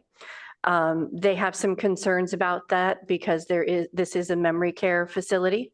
And so we are continuing to work with them to figure out a way to get that gate open or to get a call box or something of that kind that makes it easier for that to happen. So staff will continue to address the parking. But there is, if that gate is open, then there is sufficient parking for the existing and the proposed units. Regarding noise, we do take that situation seriously. We already have a noise report for this project. We will take a deeper look at that noise report to make sure that we took the measurements in the right places, or maybe we need to add where measurements were taken so that we can address the neighbors' concerns and make sure that we are meeting the code. But noise, you know, is a very mathematical requirement. And so we will make sure that that happens. Unfortunately, as far as people noise, though, that is not something that we can address. There are court cases that say, you know, people in their backyards or in their open space having fun is not a significant impact. But we will address air conditioner noise and things of that nature. So thank you. Thank you for the clarification, Jody. Can I ask a question? Yeah. Just of Go those ahead, David. comments? Yeah. David's got a quick question. What do you mean when you say customized zone? Exactly that. I mean, the city gets to make up the setbacks, gets to make up the daylight plane. All of those things are up for grabs in a sense. But just to be clear, we're basically following the setbacks and daylight planes that were initially established with this project back in 1987. Is that correct? We're not looking to change anything at this point. We're just trying to maintain. Is that accurate? That is the approach that staff has taken. That is the approach that the applicant has taken. But that it is still a customized zone, so that does not have to be the end result. So does it mean customized means project by project, or PC would be all the same? You can customize the PC any which way you choose. And we have a starting point of the code, and we have a starting point of the existing PC. Can you clarify that a little bit further? Starting point of the existing PC, but we're trying to not bust the existing PC correct? And like, for instance, if I look at That is staff's recommendation is to stay within the parameters of the existing PC. We feel that's most, palatable for everyone. And, those were the standards that are known already. But again, this is a new PC that can be customized. So, oh, sorry. yeah, just to clarify that one more step further. So in theory, you could have no daylight planes. You could really bust this wide open. Yes. Should the city choose. Should the city choose, there could be no daylight plane, yes. So in packet page 25, where you have the comparison of required CN zoning, which I guess is what this area would be if it didn't have a PC. Correct. And then the existing PC from the two developments, and then the proposed, what's in bold. For instance, the interior side yard is trying to go from 8 feet to 6. Yes. So those columns, normally you're right, that in that table, and what packet page? 25. So yes, so packet page 25, we do this comparison table for all of our projects. Normally, if this was zone CN, then those would be 100% required numbers and the project would have to adhere to them. In this particular case, because it is a planned community, because it is a customized zone, we have put these numbers here, the CN numbers and the existing PC numbers, we have put those there as a guidance, as a starting point for where we think this project should be, in comparison to how we would approve other projects. And on the same page while we're there, I'm trying to understand the FAR a little bit more. So CN column is kind of just for reference, but combined total 0.9 would be allowed, right? Basically 99,000 square feet. In the existing PC, based on the two PCs, based on the developments there, you're at 1.18. So anything you add 2 square feet would be busting the 1.18. So anything we do is busting the old PC. So at least that FAR, even if we didn't change setbacks and all, the FAR would change. Am I understanding that right? Yes, so because the PC is a custom zone, the maximum, doing air quotes, for that lot is the existing development. And the reason why this PC is in front of you is because any change effectively requires a new PC to change that maximum FAR to what the proposed project will encompass. Okay, and one last question, because I'm still confused about front and side yard. The old PC did not say front or side yard, correct? It just said setback is this here and here. If I recall correctly, without looking at it at the moment, it effectively says the setbacks are what is shown on the plans. And that's all it says. Which is very standard for PCs. It really, in years past, when you got a planned community zone, you basically were showing us a particular building and we created a shrink wrap around that building and that became your zone. And so anytime that you want to, add to that, then you need to come back to revise the PC. So can I ask a hypothetical question? So suppose Palo Alto Commons was not here and you had this lot and it was a housing element site and, multifamily residential got built here. What would that be in terms of setbacks? So the multifamily adds a lot of wrinkles, especially because right this minute, We don't have a certified housing element. So it could be Like this could almost, have it could be almost anything if it was a housing project. So to piggyback on that, so if this was like an SB 330 or builder's remedy or something, this could be an 8-story tall, built to the setbacks. It and could be nobody can do 100 anything about it. stories tall. It could be 100 stories tall, built to the setbacks, as dense as they want it to be, flat all across the entire Wilkie Way, and nobody could do anything to stop it.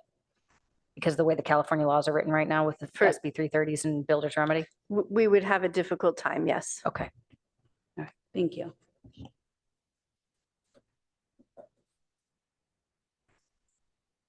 Okay, at this time, I'd like to ask the applicant to please reapproach the podium. If you have any comments in rebuttal or in response to items that were presented by the public comment, now's a perfect opportunity for you to speak those. Yeah, so as stated, for parking, we're per municipal code. For that one, I know for the noise complaint, the only additional HVAC units, I think we're only adding 2. Which would be below the required or the maximum decimals allowed. So that should be acceptable. And then as far as the PC changes, we're only asking for 3 things, which would be an increase in the FAR, which as stated, the neighbors aren't opposed to FAR overall, just they don't want it on their side. And then the other 2 are going to be, we are asking for an increase in maximum units, I believe 16 units. And then the third one is then the setback with not on the R-1 side, but on the Goodwill side to bring that down to matching what the setback of the Goodwill. I believe that's around 6 to 7 feet the Goodwill has from the property line. We're going to be proposing roughly the same, 6 to 7 feet. Great, thank you very much. And I'm going to ask, I would ask that you refrain from speaking. You've had your time for public comments. There will not be further public comments. I will ask that the applicant please sit close by. The public comments are officially closed, and we will have a conversation with the ARB that you can ask questions to staff or to the applicant. So you might be bouncing up and down a little bit. Thank you. Public comments are now closed. I apologize. There's no more time for that.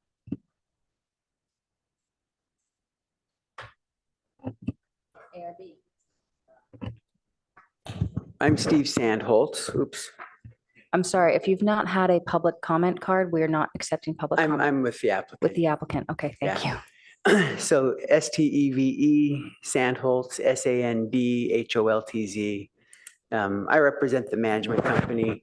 The owners are locally based, longtime Palo Alto family.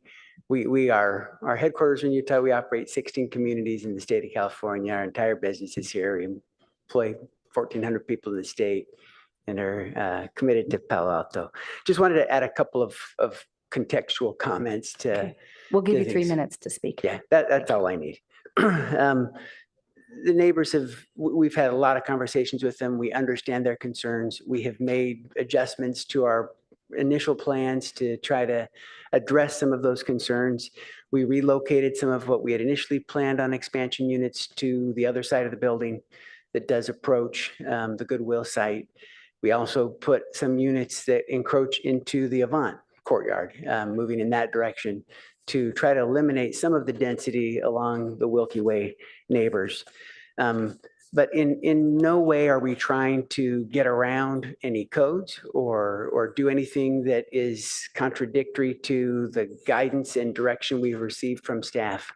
The daylight plane calculation is what staff has concluded is the correct one to use, and that's what we have been applying. We also understand there's some conflicting concerns. Privacy is a concern, shadow shade is another concern. You can address some of the privacy by planting additional trees. That doesn't help the shade. We have done shadow studies that demonstrate that the increased height of the building has virtually no impact on shade to the Wilkie neighbors.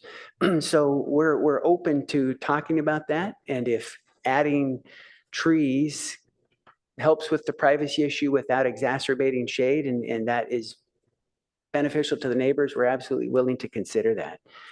The noise, The city did conduct a noise study and found that we weren't changing anything, and there were no issues relative to noise. So we're sympathetic and are fine to explore that more, but again, we're following the guidelines in what has been established by the city. Then as it relates to parking, the city also did a parking study, which concluded that we are adequately parked. That is not to say that we're perfect and, we don't control where everybody will go and park. We are adjusting our parking policies and have engaged a consultant to prepare the TDM, which we'll have before we go back to our next planning commission meeting. So we're taking actions to improve upon the parking and the traffic flow and the impact on the neighbors.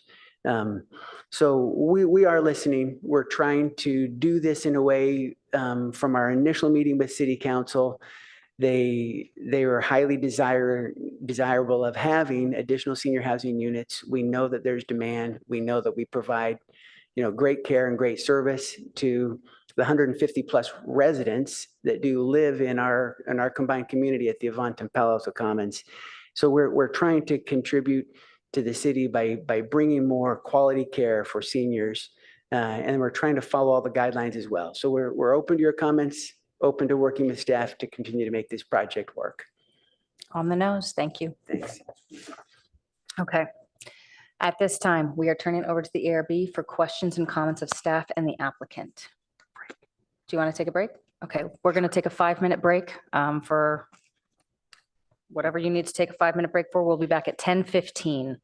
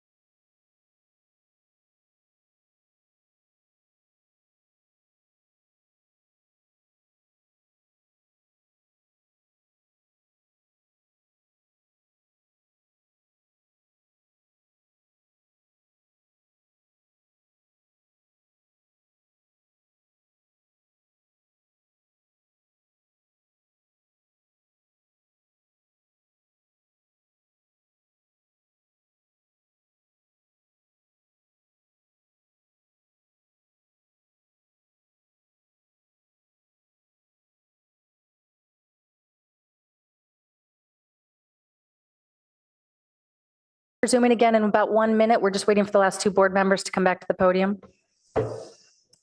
Last one, just one.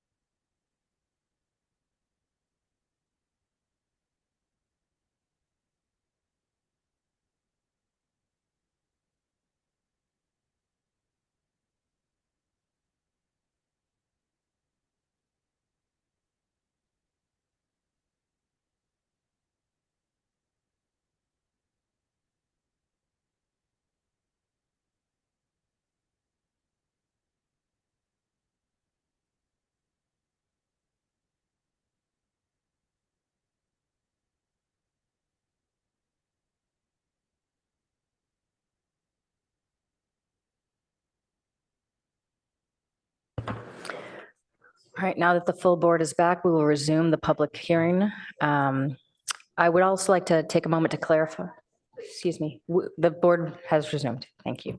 I would like to clarify a question that may have potentially come up for the public. If you'd like to speak for these hearings, you do need to submit the public speaker card. You're allowed your 3 minutes of time. After that, we really do not allow further public comment. So I did want to explain that in a little bit more detail. The reason that the applicant was given an additional 3 minutes is because they are legally allowed to have a 10-minute rebuttal period. As the original speaker did not use their full time, we allowed it an extra 3 minutes for the applicant to make comment in response. So just in case there was any question on that, and if you do have any further questions, please feel free to email them in. We'll answer them, okay? Jody, did you have something to say on that? If the public has questions, we certainly can talk to them here. Absolutely, okay? All right, so getting back into this, this is now the ARB's purview to ask questions of staff or the applicant. Any questions you see fit? Who would like to kick us off? I'll start with just a landscaping question. The only landscape drawing that we saw here on the application is A1.2 that shows 2 proposed trees. There are no species or sizes noted. So that is my question, and I'll just add additional parts to that question is proposed height, mature height of that tree, and also the whole, I guess it's north side or northeast side landscaping. I did notice when I was driving on Wilkie, trying to see this property from that side, the Meadow Drive end has some pretty large redwoods, and you can barely see Palo Alto Commons from there versus as you go west away from Meadow Drive, it becomes more open and you can actually see into the windows of Palo Alto Commons from Wilkie Drive. So I was curious what those trees are and what your logic was for just having those 2 trees in the entire northeast side landscaping. Yeah, so the reason we're adding those 2 trees is because it's a gap in the trees that it's grass right now. So we wanted to add that screening, but we didn't want to have an impact of shade. So the goal, we haven't chose the species, but a mature height of around 20 to 30 feet so that it doesn't increase any shade on that. And then I don't know what species the southern or the non-redwood tree side of the building is.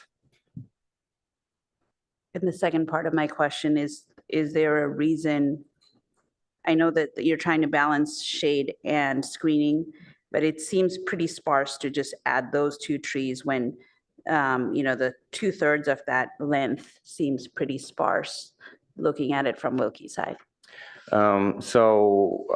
We're willing to add more trees. That was something that if the neighbors want, we can. Just they were also worried about shade, so that was why those 2 trees being further back away from the property line would help. And then the existing trees there do screen significantly, but not as much as those, redwood trees being redwood trees. Definitely screen more than what those trees would be. Thank you. Can I add on to that question? Do you have a landscape architect with you? We don't have a landscape architect yet. We have, the 2 trees. That's not really a large enough scope at the planning side of it, but during the building submittal, that's normally, I think, when the tree species would be chosen.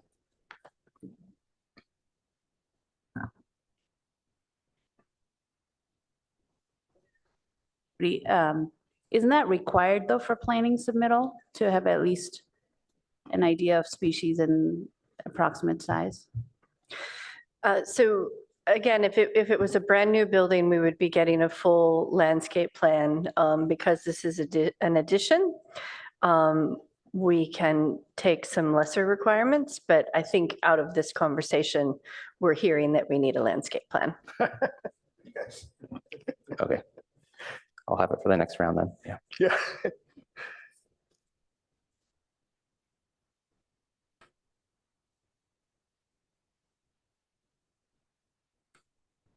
Chair Rosenberg, I'm ready to dive into comments on this if you'd rather get started on that.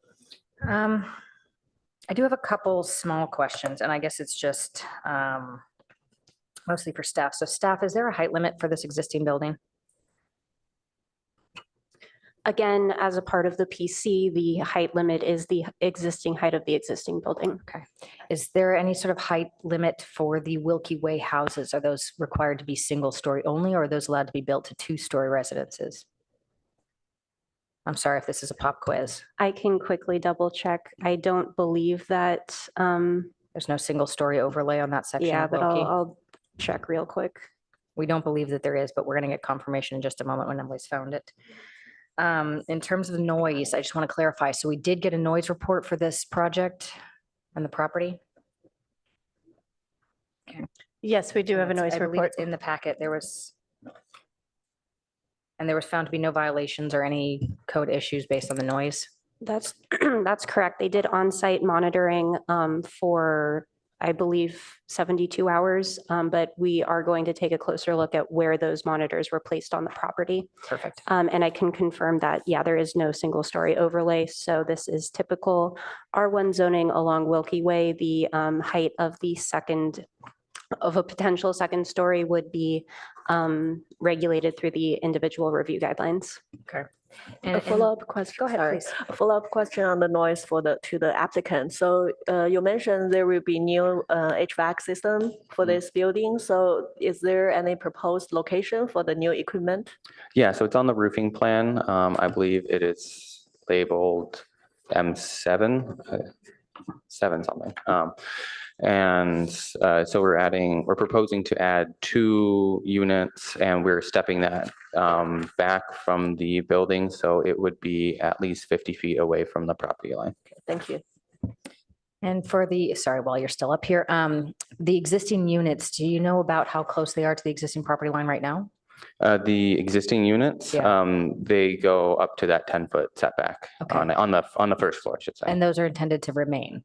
Yeah, we're not impacting those existing units on the first floor. Is there any consideration to replace and place those units? To replace those units? Yeah, are they old? Are they? No, they wanted to maintain those units, yeah. Okay, understood. Thank you. I have one color material question for the applicant, if you don't mind staying up.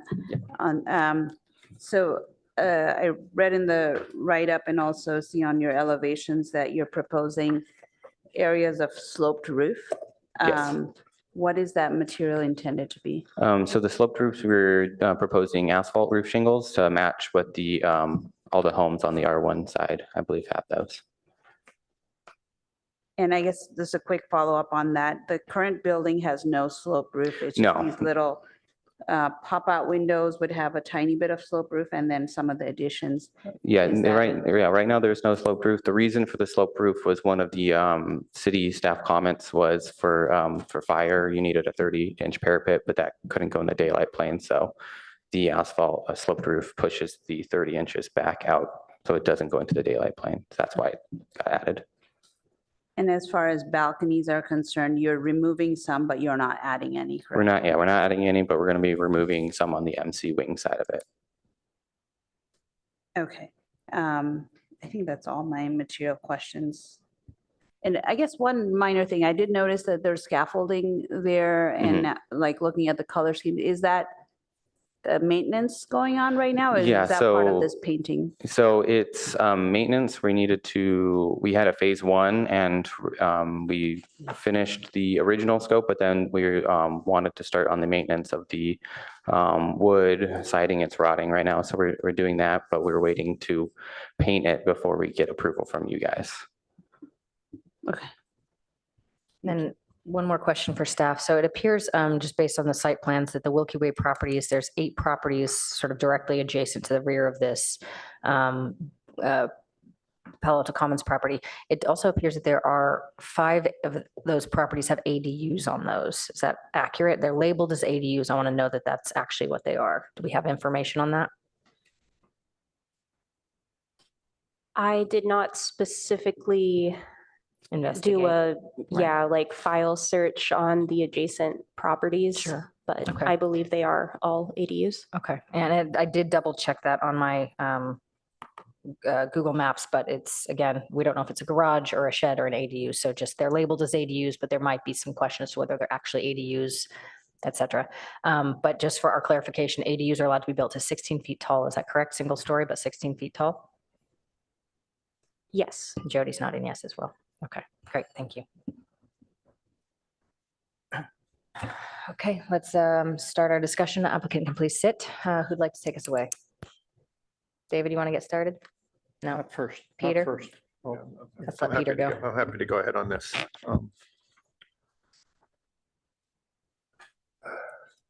Where to start? Thank you to the applicant. Thank you to the community for coming out. We hear you. We want to make this work. It's pretty clear that town wants additional senior living facilities. It's pretty clear this is the right place to keep doing this. It's pretty clear to me, at least, that the applicants made a good effort to make this fit. It's pretty clear to me that big picture, this design fits with the existing building. It's hard to justify big changes to it. It's also pretty clear that there's a pretty significant privacy impact that exists right now from Palo Alto Commons onto the neighbors in Wilkie Way. What I don't see is that this project dramatically increases that privacy impact. I see the impact, but I'm not sure it's changed a whole lot by adding what they're proposing. A little bit, but not a lot. So I'm just going to run through my typical site development, building design, et cetera. So I think the massing is fine. I think the change to the neighborhood pattern and use is minimal. When you look at the zoning, we can sort of put what we think is right. I think staff has more or less made the right calls on this. I think a 10-foot setback at the neighbor's property line is reasonable. That's what is done elsewhere. It seems to be what's consistent with what's there right now. The changes are small enough that I can see justifying that as part of an extension of the existing PC that's in place since 1987. So I'm for the 10-foot setback. I think a daylight plane of 45 degrees starting at 10 feet on the property line is a reasonable daylight plane adjacent to residential uses. Again, that's the standard we use throughout the town when you have new uses adjacent to existing residential, and I think that's appropriate here. The steeper or the less steep daylight plane, I think, is too restrictive, and it's not consistent with other daylight plane protections provided to residences around the town. So I'm in favor of keeping it at the 45-degree slope. I'm perfectly fine allowing an increase in the coverage and the FAR. I think it's justified by the need to have additional units on the property. You can't get it both ways, and it's a minimal increase. It's a 10% or so. It's not that big a deal. On the design of the proposed project, layout, massing, materials, colors, I find generally everything is fine. I'm somewhat concerned. I'll bring my colleagues to page A510.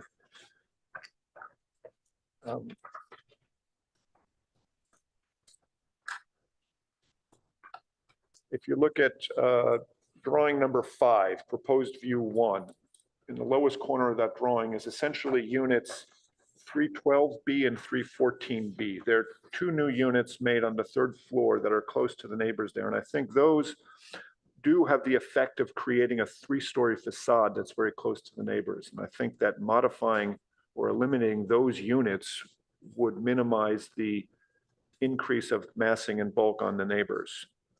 I don't think the rest of it is a significant change looking at the photos and based on a site visit. But those 2 units could be modified or eliminated to minimize the massing impact on the neighbors. I think the not singular, but a critical issue here is the privacy impact on the neighborhood. And that impact is really from windows looking into neighbors' property, which is justifiably and understandably annoying, problematic. It's also already there. This building does look into your backyards right now. What's proposed is a slight increase in that. I also think that there's just no real way to design these units without having those windows there. And I think it would be unreasonable to eliminate those windows or to force them to have opaque glass, obscure glass everywhere. I think the issue really is going to lie with perhaps some tweaking with the windows, but also good landscaping. So to my colleagues, we struggled mightily a year or 2 ago to come up with objective standards to create a list of what do you do when you have windows facing other neighbors. And those objective standards provided a series of choices about sill heights of windows, whether you put obscure glazing on windows. It differentiated what kind of uses were inside, if it was a staircase or a living area. It differentiated allowing you to angle the windows so they didn't look directly into neighbors' properties. It seems to me we ought to just ask the applicant to comply with our current objective standards regarding privacy guidelines for windows. It's a straightforward way that staff can check it, and that seems to be the fair compromise that we've agreed to elsewhere throughout the town. That's our current standard. So we're looking for creating a new standard for this property. Let's just apply the one we have already and let it go at that. I'll say the same thing for the landscaping. The applicant needs to provide a good landscaping plan. They need to do everything they can to ensure that privacy is increased as much as possible between them and the neighbor. And again, our objective standards have a requirement for landscape screening.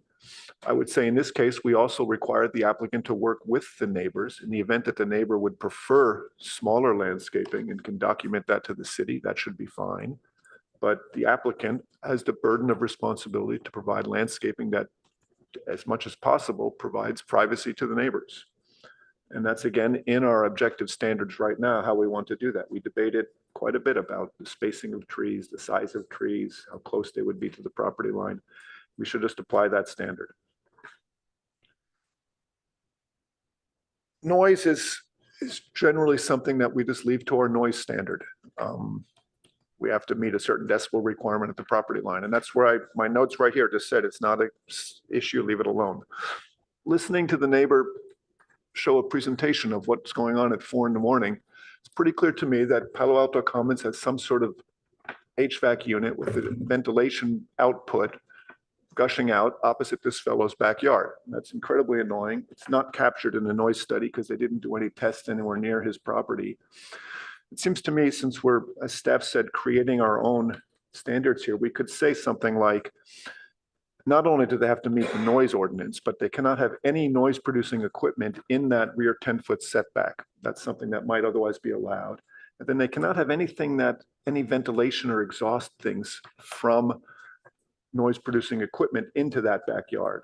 I think it's very hard to enforce the kind of thing that we heard on this gentleman's recording. It comes on and off intermittently. It's related to probably to a furnace or a boiler of some kind. And it's a volume of air gushing out because these are high efficiency furnaces and that's how they work.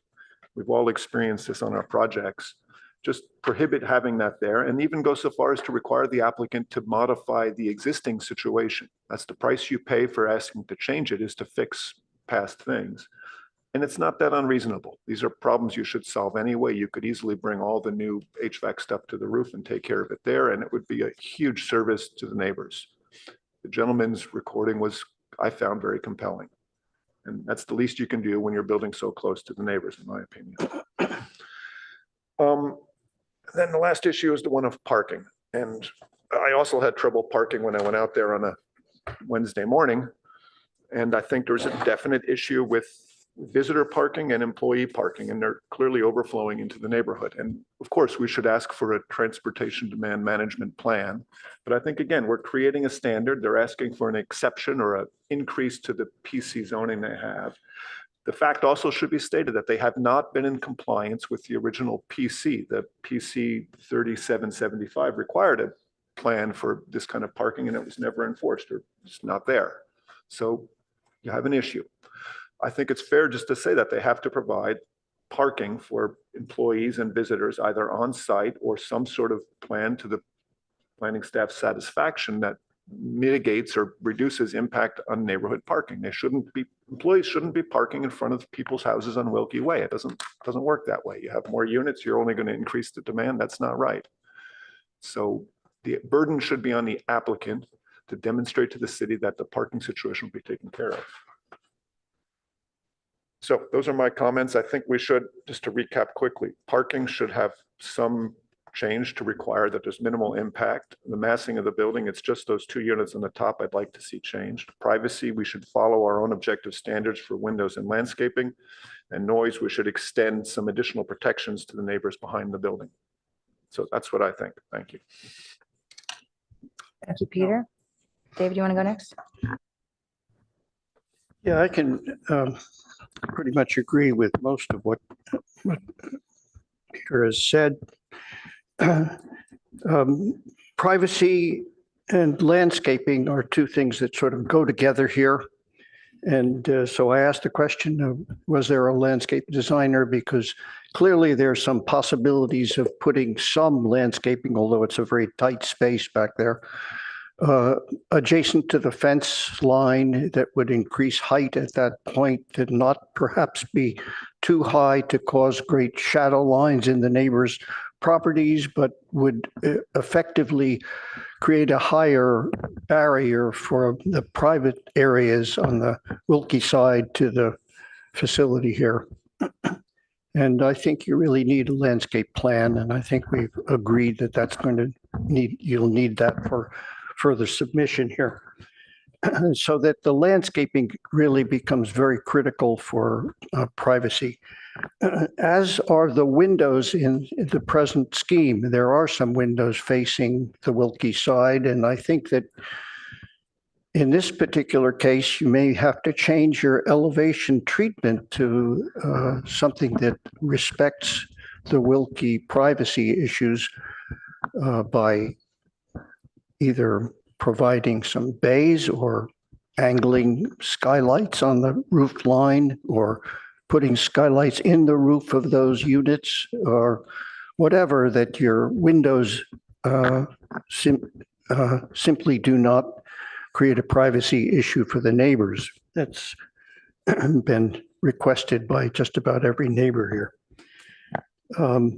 And of course, you know, your new construction is higher now, so there's more privacy issues relative to the new units that are further up and towards the houses. The shading issues, I think, are a little bit hard to deal with if there are very tall trees. But certainly in the new landscaping, consider shading their properties, as that could affect them and their growing abilities in the backyard, et cetera. There are lesser, smaller, lower trees that can be applied that are also compact on the property line, that would be more effective in raising the height of the fence barrier behind it without causing undue shade. But this needs to be coordinated pretty uniquely with each of the residents who are affected on the backside. So I mentioned the windows. It seems to be that, by the way, I think that the color scheme change is a good idea, and I actually disagree with the neighbor who felt that the green was a good color because it was the one color that bothered me, that you've pretty much eliminated from the scheme here.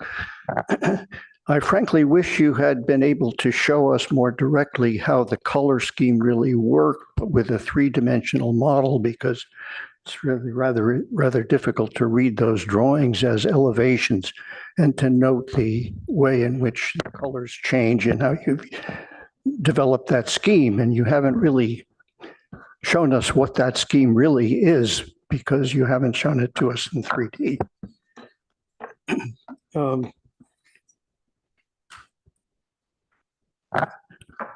Again, I think that I agree with my fellow board member here that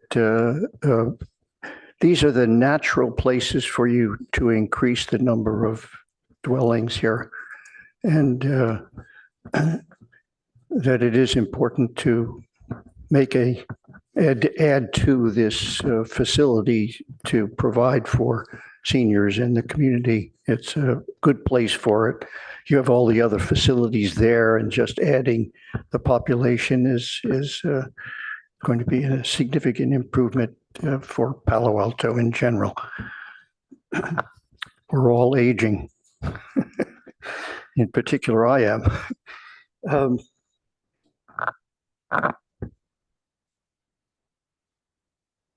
I think that Peter has really addressed the general thought of the community's concerns and the city's concerns.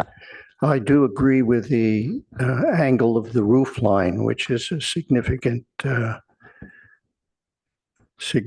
decision here. I think that it is possible to use landscaping and to use a change in window layout, and even a potential change in the design of this facade that keeps privacy more significant in the design, because this isn't a piece of great architecture, so that making some changes to this facade, since it's specific to neighbors, this particular area is specific to neighbors, is worth spending the extra effort to make it more compatible with the needs of the neighbors. The neighbors' expression certainly was significant for us, I think, all would agree, and it should be respected. In terms of the parking, I'm also very concerned that the impact on the neighborhood is extreme here, that obviously the visitors who come and visit relatives need to be able to find easy access to their the parking areas, and I don't see any other place except to steal some places from Goodwill next door. There's just no area where you can increase the parking that I can see. And so I hope that the city and you can work out a way in which the garage and contact with all of the residents' families as they come, in some way makes it easy to use the garage, so that there are designated perhaps spots in the garage closer to the entry to the garage for the people who are going to visit the site, access to the garage quite open instead of gated as it is now. It bothers me that it's not going to be easy to solve that problem. So those are my concerns. Thank you, David. Something you want to I go? can go next. Thank you. Thank you to the applicant and all the neighbors for coming to speak with us today. I will comment on just a few areas. I echo Peter's insight that the daylight plane and setback seems reasonable based on other, similar other projects we've reviewed that are single-family residences backing into a new development. As a 10 feet setback and a 45 degrees seems in line with other projects. Regarding parking, from what we've heard and what I've seen in the plans, I know you're not increasing parking and trying to solve it by, improve or actually implementing and improving your the parking for staff. But it seems like just based on the number of staff in working in this at Palo Alto Commons, you do not have enough parking that would not spill over to adjacent streets. So it seems like you're improving or making minor changes to the front parking area. And I know this is going to be a huge ask, but I wonder if you've looked into extending your garage to under the front parking lot as a way to increase parking. That's a thought I will leave you guys to ponder. Regarding, I'm going to switch over to talk about windows. As I look at, and these plans are very hard to read between the angles and the split between the sheets. I'm just going to go to A2.2B, which is a good place to just look at the additional units on the second floor, similarly on the third floor, looking towards Wilkie.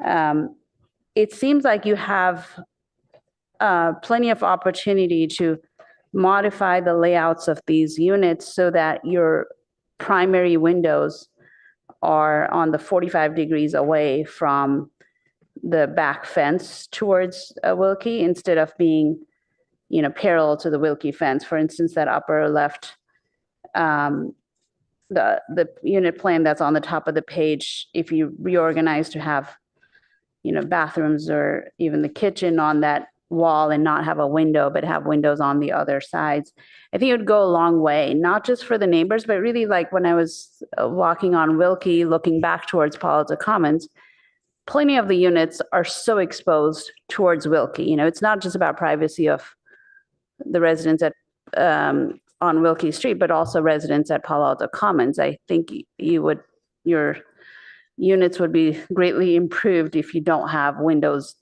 on the parallel to the fence line, but more on the angles. It would provide privacy in both directions.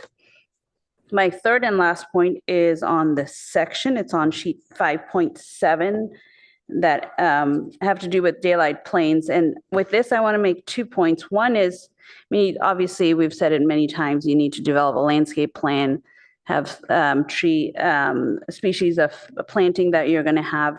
Because even in that 10 feet, you have space to plant decent sized trees that would provide, again, screening for the neighbors, but also privacy to Palo Alto Commons residents from that back, from Wilkie side.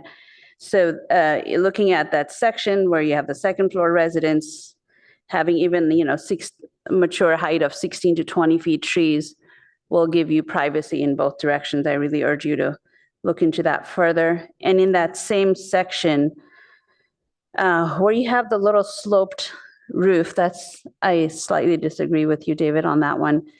On the elevations, the sloped roofs have merit, but when I look at this section on section 1 on 5.7, where you have the little slope roof, and I think not a balcony off of the third floor, but you have a flat roof section, not quite sure how that all resolves in massing and proportion. I wonder if, just keeping with your current design of parapet walls, even if it's not a balcony, so the parapet height is not an issue here, right?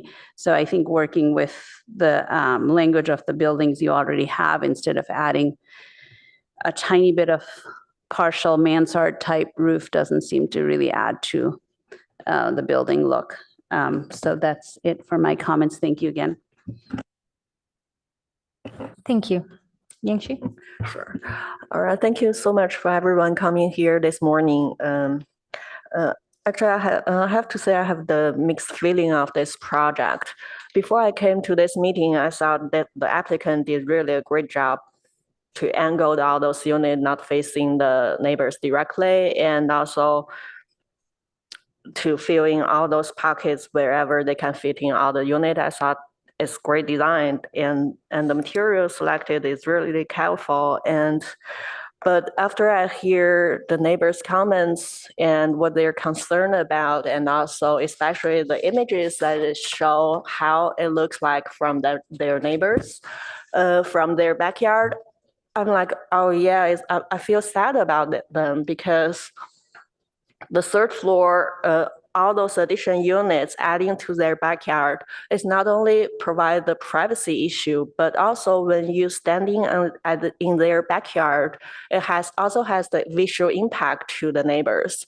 It's like adding a unit in front of the existing, it's a huge massing in front of the neighbors. So it's quite different. And as a couple of neighbors mentioned, they were trying to plant trees in their backyard, but for different various reasons, it seems like it's not successful. So maybe because of the shading, but that's the existing condition. So I was like, yeah, I don't have I don't have question with the daylight plan and setbacks. I think it's reasonable, the 10 feet setback and the 45-degree daylight plan. However, for the location on where it should add it, and when I see the unit layout, I was like, yeah, they also provide lots of several units had large windows facing the neighbor's backyard. Is there a way to reduce the impact? And even for people who live in those assisted living, what do they want to look at? Do they want to look at their neighbor's backyard, or they want to have more pleasant views instead of overlook the neighbor's privacy? So I think for the current unit layout, it's not an easy fix to solve these problems, like the window locations and the privacy issues. So I was thinking about like whether the simple solution would be just as the neighbor suggested, adding all those units facing the El Camino Way side, maybe create a 4th-story, but I understand it will require redesign.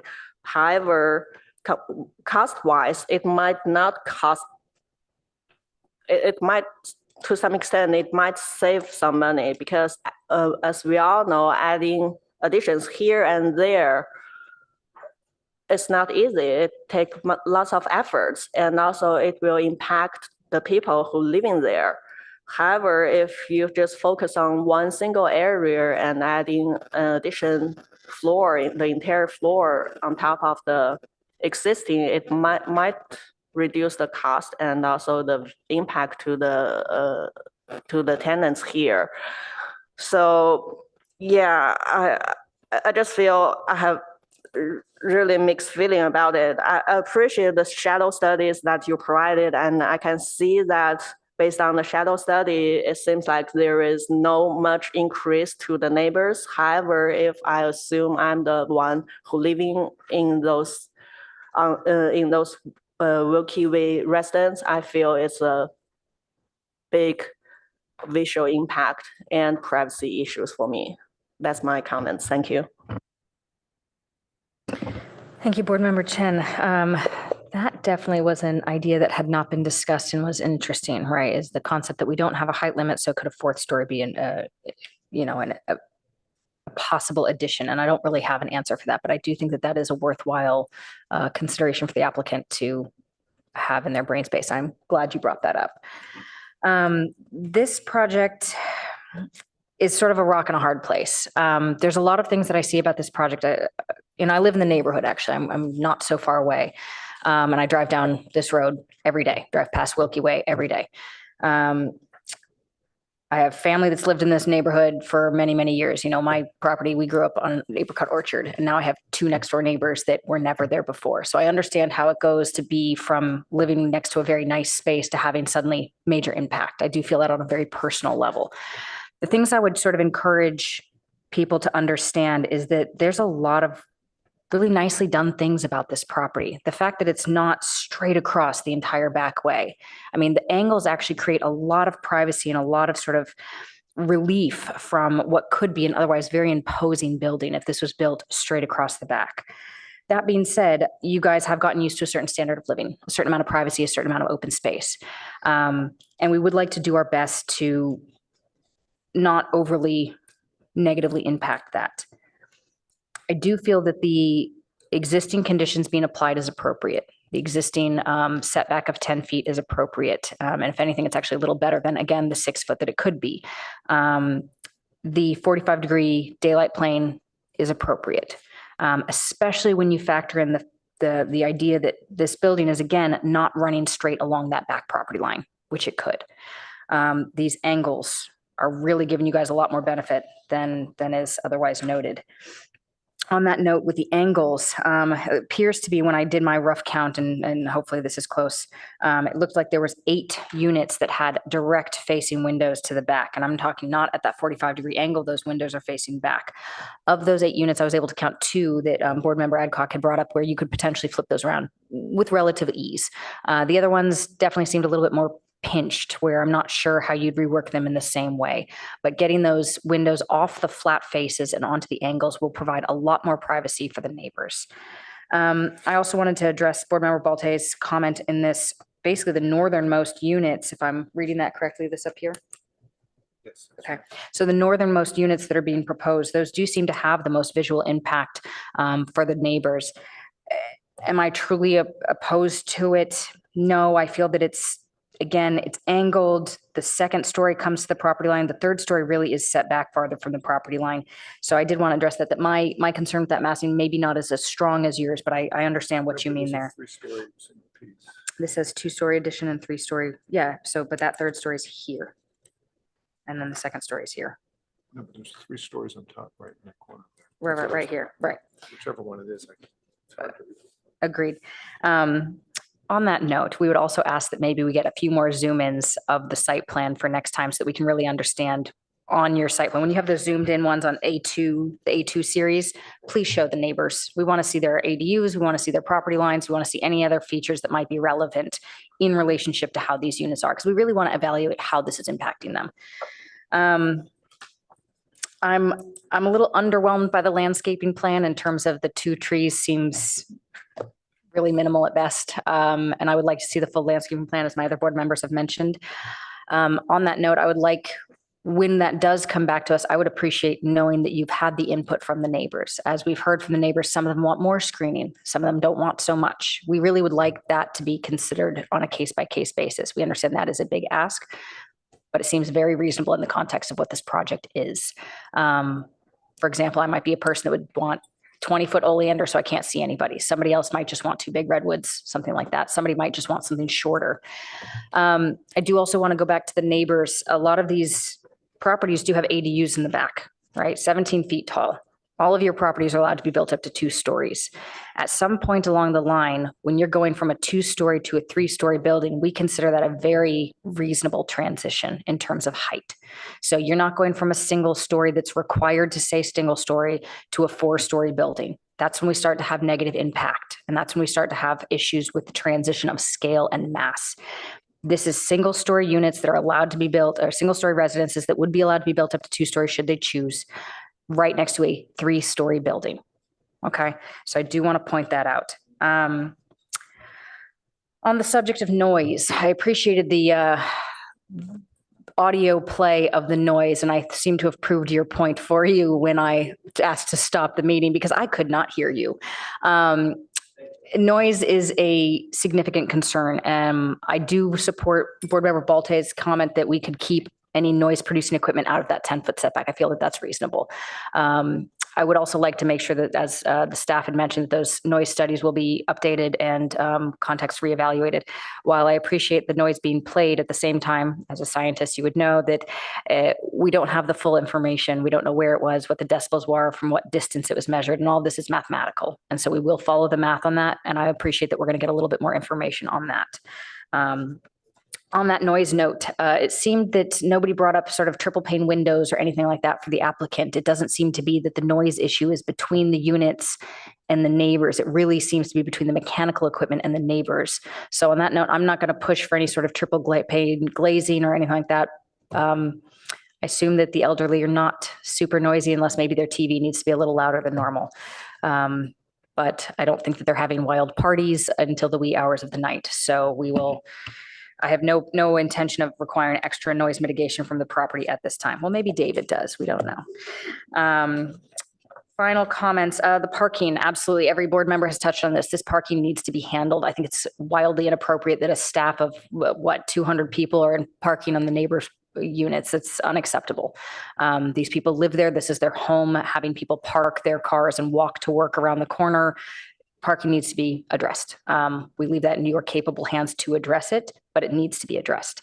On that note, I would personally like to see a parking diagram and plan at the next hearing. So in addition to that landscape plan, we are asking for having a parking plan that shows how many spaces. We understand your parking is compliant in terms of what your minimum requirements are. We want to make sure that your staff has appropriate parking and that there's some sort of use plan in place that the employees understand they are not to park on Wilkie Way, and that, maybe there should be signage being placed on Wilkie Way noting that parking for the commons is not appropriate there. I think that's all my personal comments. On the color, on the color scheme, I did want to say I actually like the green better too, but that is a little bit of a personal preference. I have zero issue with the blue. I think the blue is fine. I think it's appropriate. It's a nice refresh, but just on a personal note, I like the green too. And lastly, I did also want to note that I think that the height and daylight, shade and shadow diagrams were highly effective. I've heard from a lot of the public that they are concerned about shade and shadow. I do feel that these diagrams really, unfortunately, sort of counter-argue what we're expecting to see there, right? So if the building does not seem to have a tremendous impact, anything that would be landscaping would be. So if they came in and said they're going to plant a hedge of cypress trees or oleander that's going to grow 20 feet tall, or a series of redwood trees, that would significantly impact shade and shadow. From the diagrams that were presented to us, it does seem pretty minimal in terms of the building's impact on the shade and shadow of the properties. And the most notable one actually was on the roof of an ADU. So I did want to just put that out there. So at this time, I'd like to do my best to summarize. I would ask my board members to assist in this note.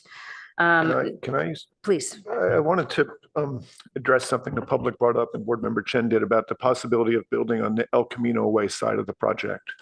I have to say I'm bothered by that. As a design professional, I can see that the reason the applicant didn't do that is because of not even cost, of complexity. In order to build on the front of the property, I'll call it the front, you need to go to 4 stories. In other words, build on top of a 3-story wood frame building that was built in 1987. And the only way to do that would be to structurally change the entire building. You can't get shear walls below to support the new building above. And so the applicant looked at it and just said, it's cost prohibitive. They're not going to change this building to do that. It's not realistic. So when we say put the units on the front, what we're really saying is don't do the project. And we're doing that over and over again in Palo Alto.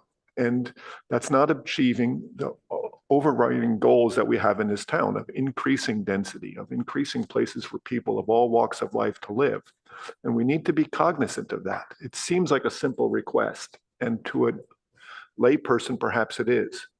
But as design professionals, we understand that these are really difficult things to accomplish. And that's why the applicant didn't do it. And we need to take them at their word when they say that. It's true. So sure, if I had, starting from ground zero, you'd build 4 stories in the front and step it down, but we're not. And in order for this project to be viable, they need to be building horizontal additions, which is step in, doesn't shut down the whole facility, and it's cost effective. And if it's not cost effective, they're not going to do it. And then the city's not going to get another 16 elderly housing things that we so desperately need. So I think we just want to be cognizant of the overriding impact of some of these things that everybody obviously thinks would be good, but really are not effective. Thank you for that, Peter. Really appreciate it. All right. In summary, what we would like to see for next time. Number one is a landscape plan with neighbor input. Number two, a parking diagram plan, and any sort of additional information that you can provide and how you would instruct staff to make sure people are not parking on Wilkie Way. Any other requirements for next time? We would like to see the ADUs and the property lines on those A2 series of sheets. We really want to see what those are.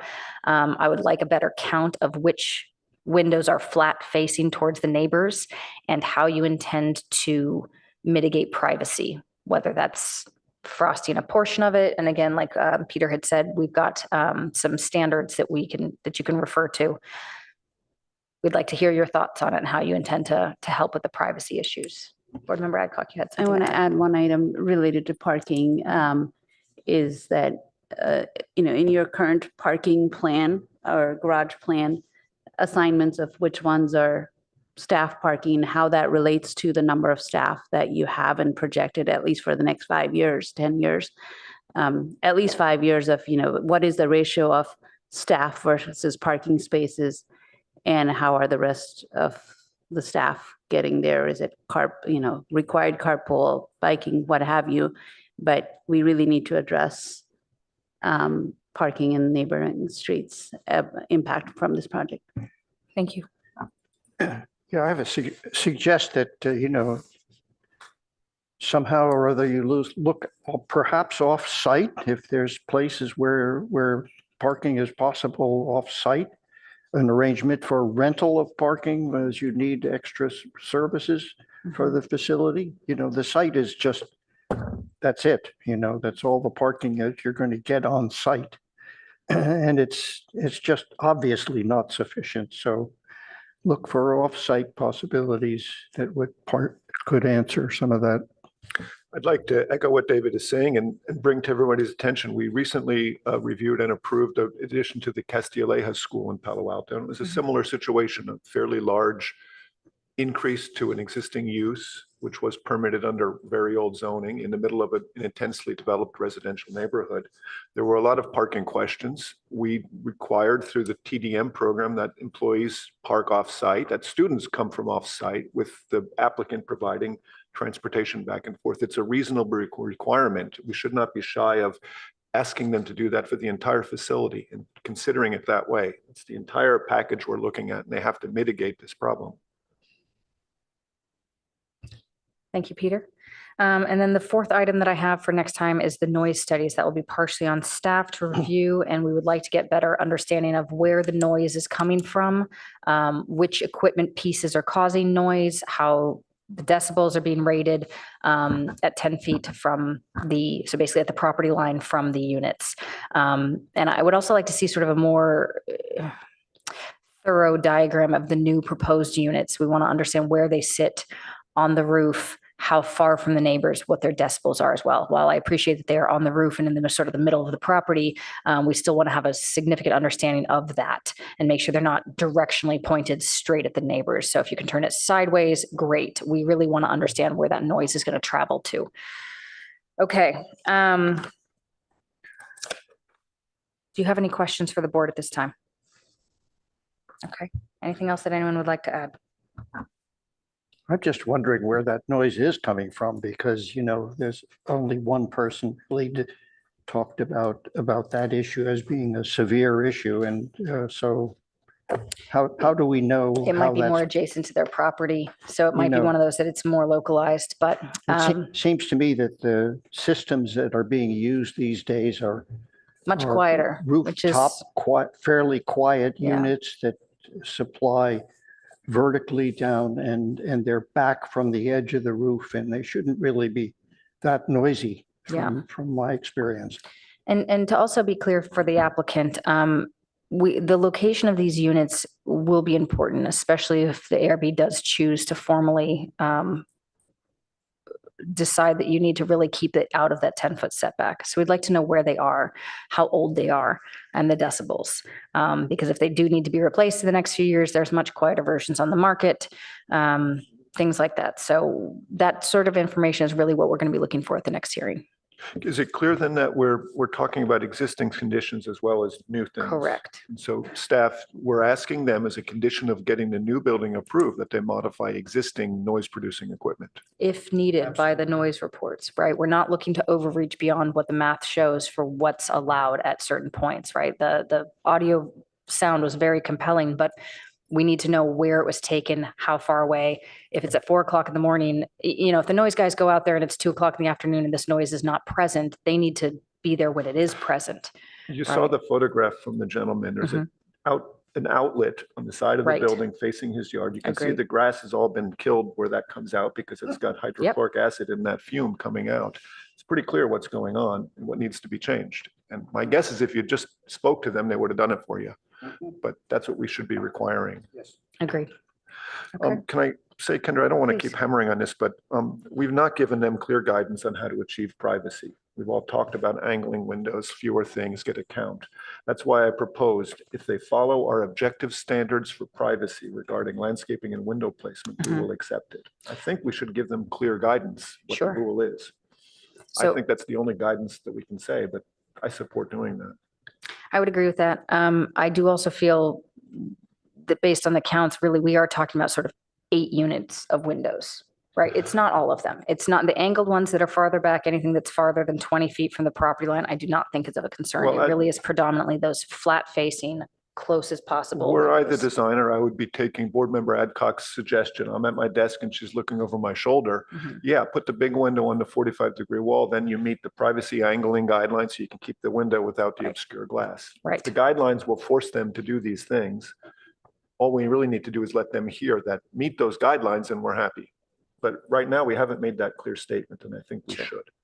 And also the third story units, there are large windows just facing directly the 2 units that you mentioned at the corner of the property. Absolutely. Again, our guidelines have clear statements and guidelines about how to achieve privacy. Okay. On that note, we need to have a motion to likely continue to a date uncertain, but I will let that motion be made. I'm happy to move that we continue this project to a date uncertain, subject to the comments that have been recorded. Second the motion. that. Is that sufficient to the staff? That are we giving you enough feedback and guideline on this? Yeah. Okay. Seconded by myself and Board Member Hirsch. Pick whoever you want to write down. And I want to thank the public for all of your time. It's a big discussion. It will be ongoing. We do hear you. We do hear your concerns. And thank you to the applicant for your presentation. And we look forward to seeing you back in chambers at a future date. If we can just finalize the vote. Thank you, Veronica. Board Member Adcock, Yes.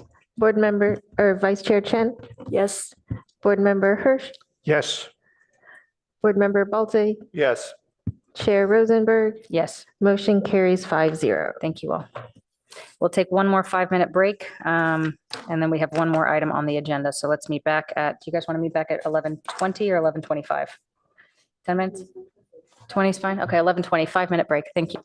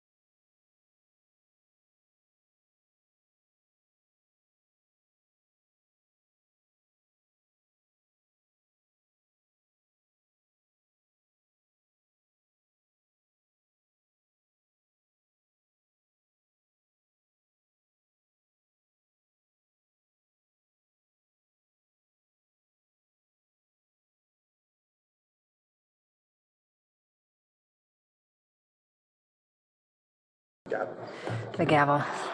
Thank you. Good morning still. It's 11:27. We would like to resume the meeting of the ARB public hearing. Thank you again to everyone who's here for the previous hearing. We will be moving on to action item labeled as number 3. It's the right page.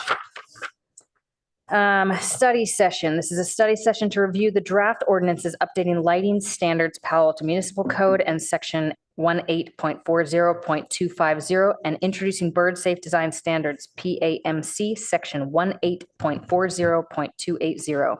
I'm going to preface this by letting everyone know that I will need to excuse myself by noon latest. And at that point, the gavel will be passed over to Yingxi to wrap up the remainder of this ARB meeting. But I am glad to be here for as long as I am capable of being here for today. With that, let's dive right in. Staff?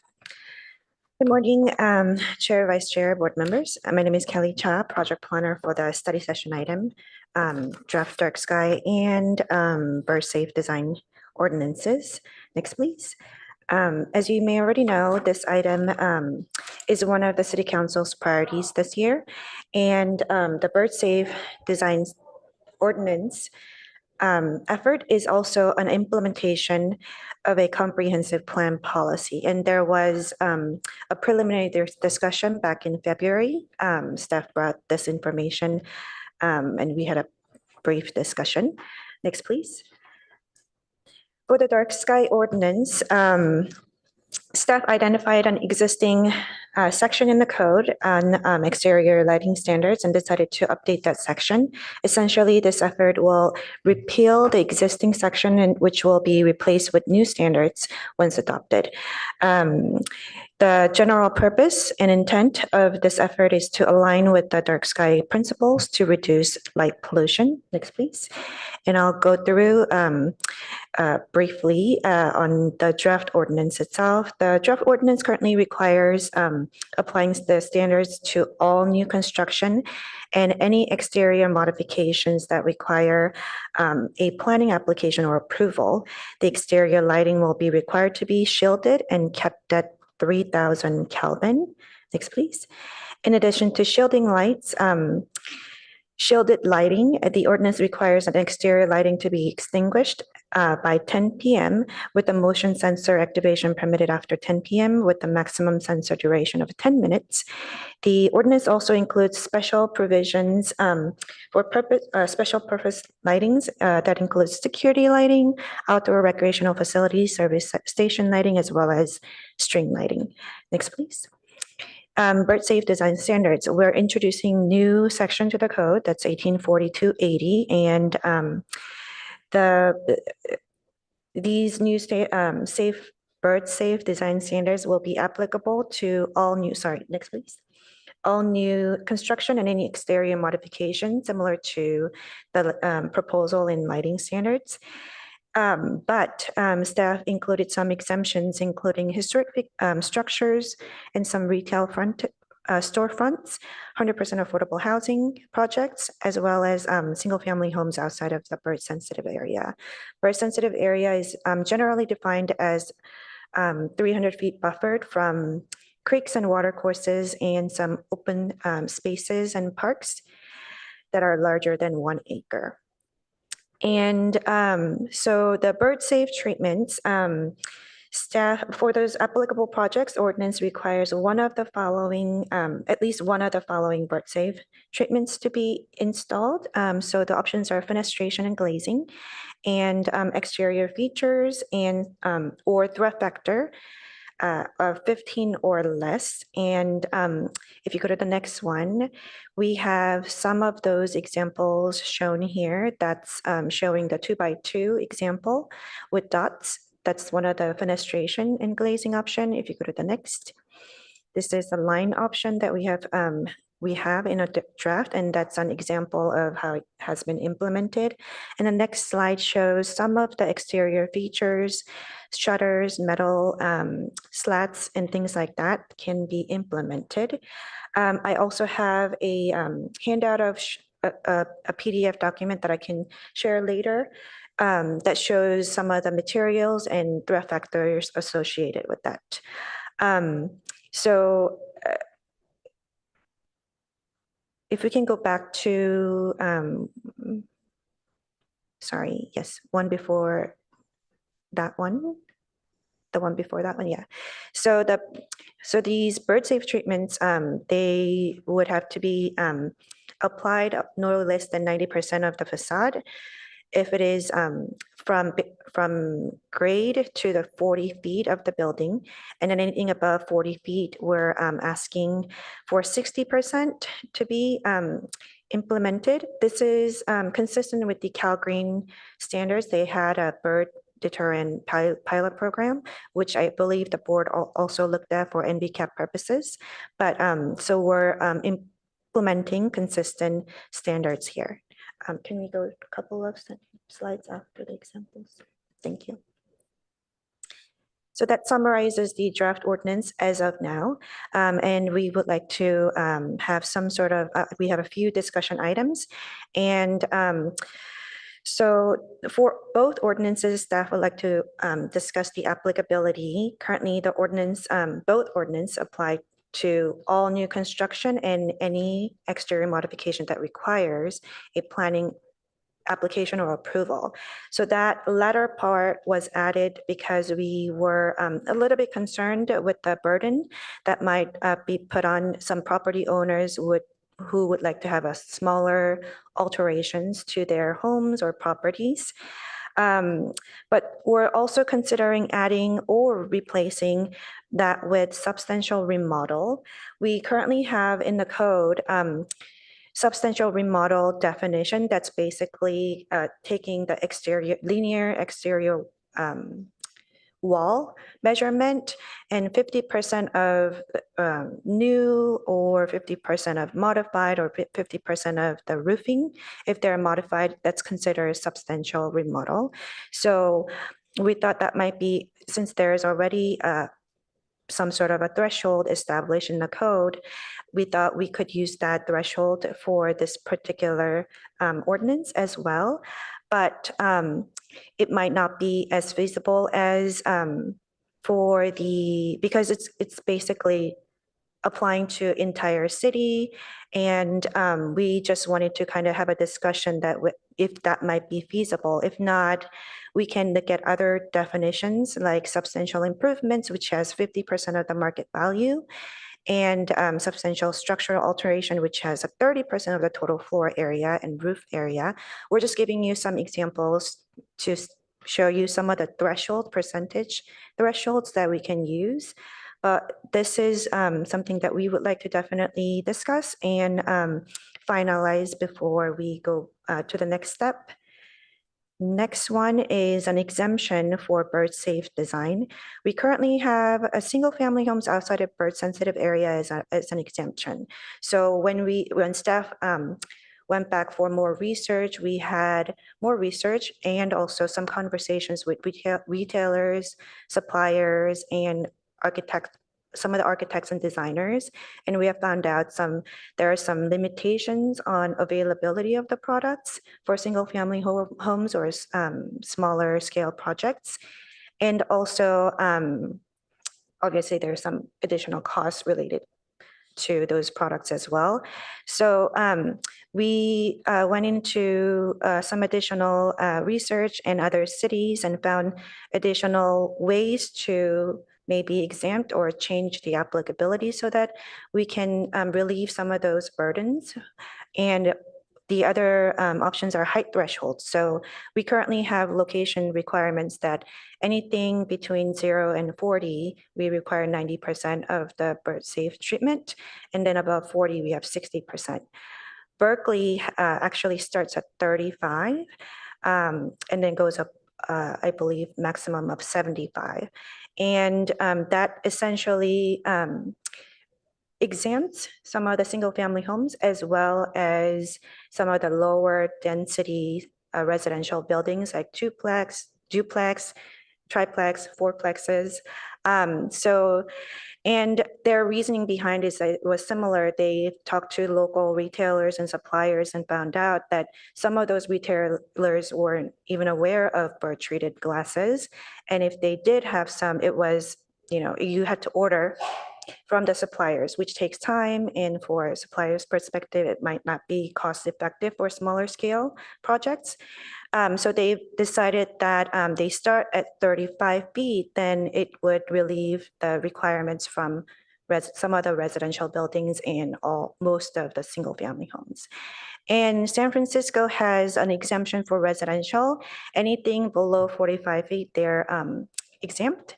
Again, the third option is, but San Francisco also has a glazing percentage exemption as well. So they say, even if it's already exempt, if the home has more than 50% or more glazing, they're required to install the bird treated glass, but those are only applied to larger glasses and unbroken glasses, about 24 square feet or larger. So that way it gives a little bit more flexibility for designers and homeowners. So that was another option that staff is considering and would like to get some feedback from the board as well. So that before opening up to the discussion, next please. This is a study session item. We would love to get ARB's feedback on these standards and discussion items. And the next steps would be Planning and Transportation Commission recommendation hearing in August. And staff is planning to take this to City Council in September. So that concludes staff presentation, and I'm happy to answer any of the questions you may have. Great, thank you, Kelly. And Veronica, I believe we have 4 public speakers. Yes, I have 2 speaker cards and 2 raised hands on Zoom. So first speaker is Shani Kleinhaus. Nice to see you back, Ms. Kleinhaus. You'll have 3 minutes. Please state and spell your name for the record. That will take a minute. My name is Shani Kleinhaus. I'm a resident of the Palo Alto. I am representing the Santa Clara Valley Audubon Society, and I am not representing the PRC, although I'm a member of the PRC commissioner. Palo Alto is a community that is blessed with trees and canopy and many species of migratory birds. These birds are found everywhere in Palo Alto, both the natural areas and suburban and urban areas, and we pride ourselves as a nature-friendly place and an environmental leader. My comments today are really going to focus on the bird-safe design part of the ordinances, and I want to talk about applicability. San Francisco was the first city to have bird-safe design standards and an ordinance, and Palo Alto has been following that. And by the way, they use 60 feet, I think, for the height of bird required glazing. They recognize 2 types of hazards for birds: location-based, which is, as we saw in the ordinance, let's say 300 feet from various features that attract birds. But also they have what they call architectural or structural elements that are especially hazardous, and the ordinance does include a few examples of those. Those should be retrofitted anywhere that they're proposed in the city. Any house or structure that is looking to include those very hazardous elements should retrofit them. If you can't retrofit them or it's too expensive, those are not required as part of the building. They're a preference. And if you prefer to create those type or use those type of elements, then they should be retrofitted, and it may be more costly, but those elements usually are costly anyway.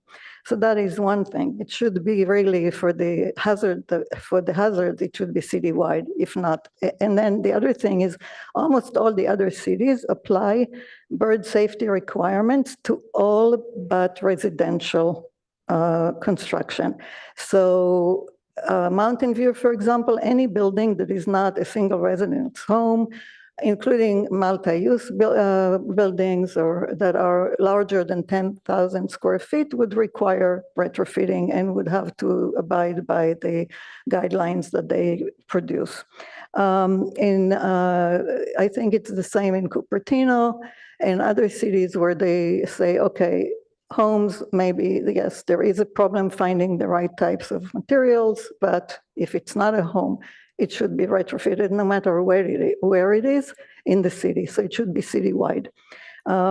So that is kind of what we're asking. We're asking for bird safety measures citywide for all but residential single home residences. And any hazardous architectural element that is selected to be part of a building should be retrofitted. There are examples of that in the ordinance that staff provided. We will continue to review. We only had like 2 days to look at this, and I know it's kind of short time for you as well, but we'll continue looking at that and communicating with staff. Thank you. Thank you, Ms. Kleinhaus. Next is Ronnie Fisher. Hello, my name is Ronnie Fisher. I live in Sunnyvale. Please state and spell your name for the record. R-A-N as in Nancy, I, F as in Frank, I, S as in Sam, C as in cat, H-E-R. And you'll have 3 minutes. I'm here to urge you to include existing buildings in your code. I am here to give you an example of how hard it is to change anything unless it's in the code. I live near the railroad tracks in Sunnyvale in a residential area. Across the tracks is Office Park. And for many years, there was a strong light from a company called Fortnite Security something, half a mile away, that was shining into my living room. I could even make shadow puppets. It was that strong. I asked the city repeatedly. They said there's nothing they can do. It's not in the code. Their lighting code only covers residential area. Finally, with Shani's help, I wrote an op-ed in the Merc. And I think by shaming this company, they changed the angle. But that's how hard it is to change anything unless it's in code. Yes, I could have put on blackout shades. I have them in the bedroom. But if I wanted to get a drink of water at night, go through the living room, I was awakened by this bright light. And it's just angering to me as an environmentalist to have such bright light polluting the outdoors. Yeah, I could have put up blackout shades in the living room. But what about the birds and the bats and every other living creature, plants that can't put up blackout shades? So that's why I'm here to urge you to include existing buildings. Thank you very much. Thank you for your comments. Next is our 2 speakers on Zoom. First is from Dashel Leeds. Please state and spell your name for the record, and you will have 3 minutes. Hello, my name is Dashel Leeds. That's Dashiellelleeds. I'm the conservation coordinator for the Sierra Club Loma Prieta chapter. We support the comments made by Shani from the Santa Clara Valley Audubon Society. I'd like to give a +1 to the comments made by Rani also.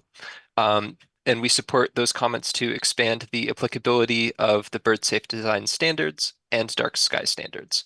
Our chapter, along with the Santa Clara Valley Audubon Society, provided staff with a model ordinance based on the best practices of many jurisdictions. We really appreciate the efforts of staff to craft this ordinance, and we appreciate the many good elements in this proposed ordinance. We do want to see it move forward. There are some critical elements that have yet to be included in the ordinance, however, and I would like to focus, sort of giving a +1 to Rani, I would like to focus on the omission of existing buildings from the dark sky standards. The application of dark sky standards to existing lighting fixtures is present in recently adopted dark sky ordinances, such as those in Malibu and Brisbane. For example, in these ordinances, non-compliant lighting that can be adjusted without actually replacing the fixture or installation could be required to be brought into compliance within a short grace period due to the ease of this transition. For non-compliant lighting that would actually require a fixture change, that could be allowed a grace period, often several years, to comply with the ordinance.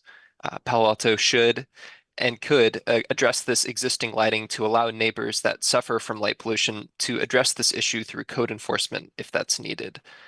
Perhaps the easiest standard to apply to existing lighting fixtures is the lighting curfew, or the time when the lighting has to be turned off. The ordinance proposes a curfew at 10 p.m. for permitted buildings, but as written, this lighting curfew does not apply to existing structures. Therefore, the draft ordinance basically exempts existing lighting and limits requirements only to buildings that require a permit. And ultimately, this effort could be ineffective at reducing light pollution. It seems a little unfair that new structures would have to comply with the lighting curfew, while an existing structure that could easily apply or that could easily comply with the curfew doesn't have to. So that kind of ends us up with a mosaic of light and dark that ultimately will be incongruent with the goals of this ordinance effort. Thank you so much for your time. Thank you for your comments. Next is our last speaker from Zhenyan Wang. Please state and spell your name for the record, and you will have 3 minutes of time. Thank you. My name is Junyan Wang. I'm JUNYANWANG. I'm an intern with Santa Clara Valley Audubon Society. I hold master's degrees in ecology and environmental policy. We asked the maximum color temperature allowed be reduced to 2,700 Kelvin from the current standard of 3,000 Kelvin. So the recommendation for industrial facilities, 4,000 Kelvin, could be an exception, but it should not apply in non-industrial settings. To our human eyes, there is little difference between these two color temperatures. However, many genera of wildlife are far more sensitive to bluer color temperatures than we are, including birds, fish, insects, and sea turtles. For example, migratory birds use blue-green spectrum light for navigation. High Kelvin lights in the city can disorient them, especially in an important stopover like San Francisco Bay. In 2021, San Jose's citywide design standards and guidelines established a requirement for most new developments that mandates a maximum color temperature of 2,700 Kelvin. Single-family residents are exempt from the citywide standards. Standards S7 states keeps the maximum color temperature for outdoor lighting below 2,700 Kelvin, except for outdoor decorative lighting from November 15 to January 15. San Jose is implementing standards that are environmentally responsible. Palo Alto should follow and expand these standards citywide. Thank you. Thank you for your comments. That's all our public speakers. Okay, that closes our public comments for the time being. We'll turn it over to the board if they have questions or comments or thoughts they'd like to share. I have quite a few questions. Go for it. If I may. Thank you. These are just questions regarding kind of the fine grained language in the ordinances. I guess I'll start first with on the lighting. This is just numbering question. It sounds like the 1840-50 is the current lighting. Could you direct us to your packet page so we can follow? Oh, sorry. Thank you. Package page 142. Thank you. The lighting, the revised ordinance, is it repealing 1840-50 and replacing with 1826-040, or is it being fully renumbered the same? Where is a 240? On package page 142. Mm-hmm. At the top, it says lighting and then repeal PAMC section 1840-250. And then on the left on page 141, it says draft ordinance updating lighting standards, and the revised number is 1826-040. Thanks for catching that. That's on air. So the Which one is- attachment list, yeah, on 141, it should have been 250. 1840-250. Okay, so it's just replacing all the text Yes. of the same. With the attachment A will be replacing the 1840-250 existing section. All right, so that takes away my other question because bird safe glazing reference is back and wanted to make sure which one is correct. All right, and then my next question is on packet page 144, still staying with the lighting ordinance. Section 3, item C. It says maximum light intensity on a site shall not exceed a maintained value of 5-foot candles areas of higher or lower levels of illumination should be indicated on project plans. I just want to clarify that higher and lower, but none of it can exceed 5-foot candle. Is that correct? Average, yeah. Is it meant to be 5-foot candle as average or Average. maximum? Average, maintained value of the average 5-foot candles. We'll correct that. So some areas could be 10 as long as The average okay. of the plan area is maintained. I will think about that some more, but at least there's clarification there. Okay. Item 4C. So this whole section is for exterior lighting as stated in item, first, very top of 142. Purpose is intent of this section is to establish exterior lighting standards. Just so it is purely for all outdoor lighting only, right? Nothing about bleeding out of a building.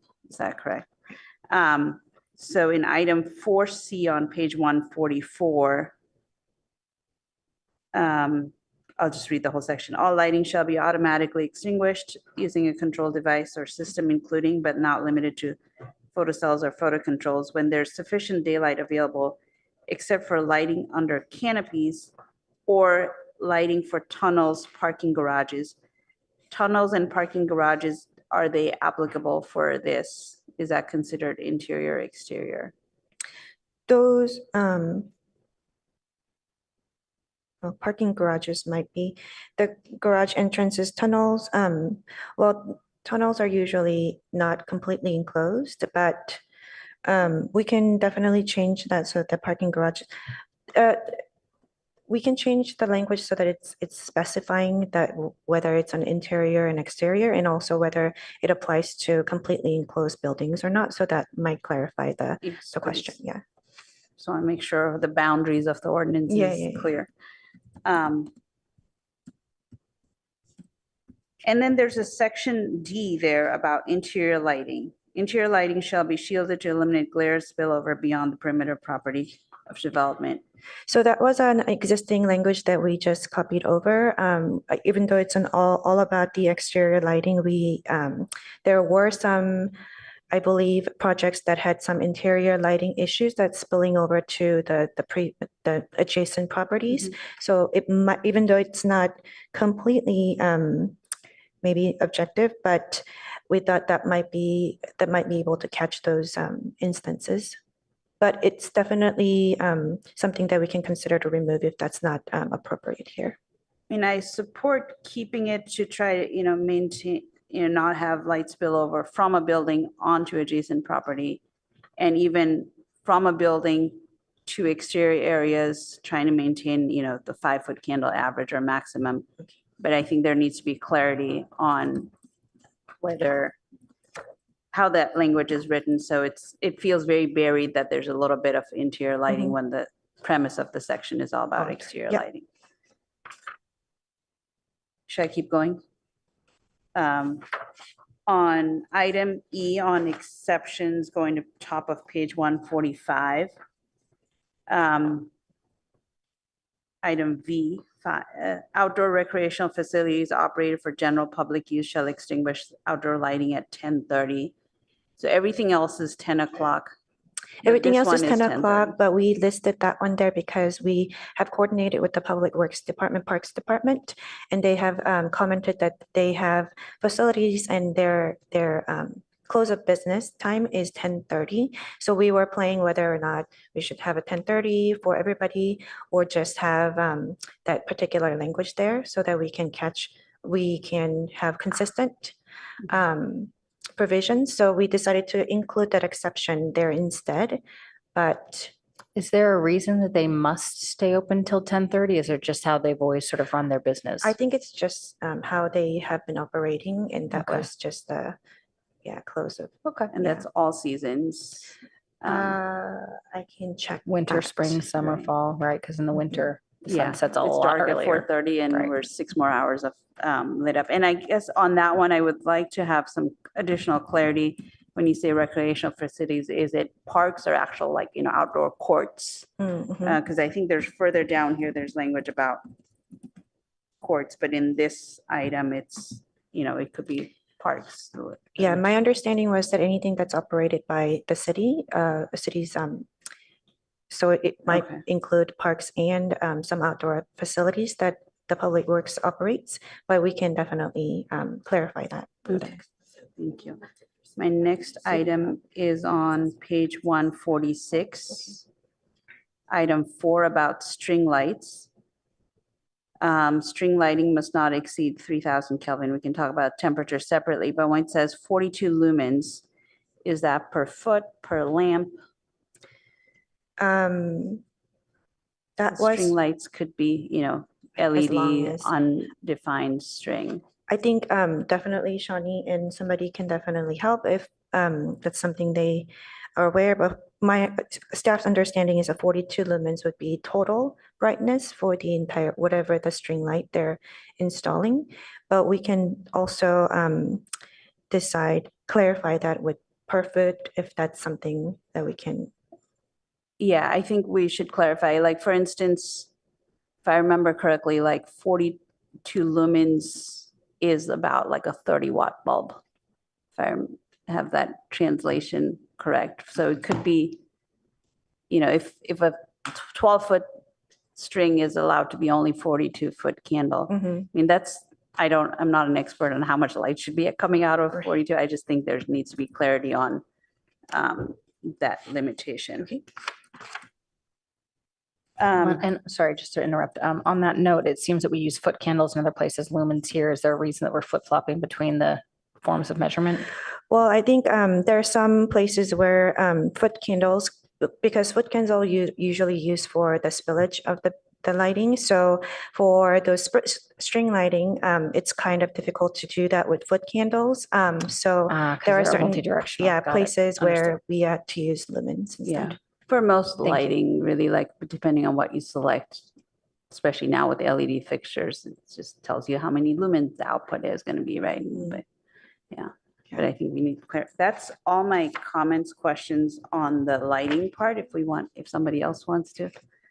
I have questions and comments on the bird safe glazing part, but we can talk about lighting separate first. I have a question for staff, or perhaps Shawnee Kleinhaus, with the indulgence of the board, we could bring her back up regarding the effectiveness of bird safety measures on the height of a building. Can we bring? So Ms. switching Kleinhaus? back from lighting over to bird safe glazing or both? I wanted to get her before she leaves. Yep. Shani, if you don't mind coming back up.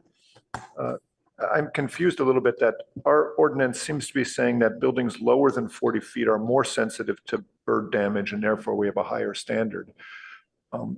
When I'm looking at the record, it shows the city like Berkeley and San Francisco say, no, the zone between 35 feet and 70 feet is the most sensitive. The science shows that most collisions occur where the trees are, so that's lower rather than higher. And most of the birds that we see around the city are more prone to collision with buildings that are up to 60 feet. That's usually the height of the taller trees. Migratory birds that fly en masse on the flyways at night are also very susceptible to tall lit buildings. So we've seen huge bird kills in Chicago, in Texas, various cities. But in our area, we haven't seen it, partially potentially because there aren't that many tall buildings yet. So, but the studies in general show that the single homes with a lot of glass and a lot of vegetation does have a lot more bird collisions. The reason that some exempted those homes is because there are, in fact, not many solutions for single homes in terms of bird safety. So there aren't a lot of pre-made windows. You can go and just order that. And so you have to do more, which is why we've kind of recommended that those very special features that are extremely hazardous will be retrofitted, but are not asking for every house in Palo Alto to be retrofitted. So if I could follow up and help me compromise. I know what what you'd really love to see. But if we had to pick a zone vertically that was the most dangerous to birds, could we say something like above 10 feet and below 40 feet? Or some, Most of the ordinances look at up to 60 feet. but is it possible to come some distance off the ground before you start? Is there any zone that's low down that's not as dangerous? Because that would make a big Where there difference. is vegetation, there is collision. So the first, like I said, the first 60 feet are dangerous, and there's no, oh, let's examine the first 10 and go above that. I think that in Cupertino, they tried to do something like that, and they looked into this, and at the end, they just chose, I think, up to either 40 or 60 feet. Almost everything needs to be retrofitted, and above that, yeah, I don't remember exactly, but they did have the lower buildings included, but they exempted certain types of buildings. So what they did is they exempted single home residences. I'm just trying to get to the height regulation, and then I'm you know, hoping or wanting biologic- to hear if there's any zone vertically that could have a different regulation. Biologically, I would say the first 60 feet are important for most of the birds that we'll find here. The very tall buildings are a different story. Okay, but for Palo Alto, the first 60 feet is everything. So thank you. Yeah, Can I and, ask oh, sorry. Go ahead. sorry, just to ask of staff to make sure I'm reading this right. So again, on packet page 140 and in your presentation, it basically said Berkeley starts at 35 feet and San Francisco starts at 45 feet. Is that correct? So Berkeley has an applicability. It's a little bit different, but that's, I think they have the same kind of concept. Berkeley says clearly that they have an applicability section that says 35 to 75.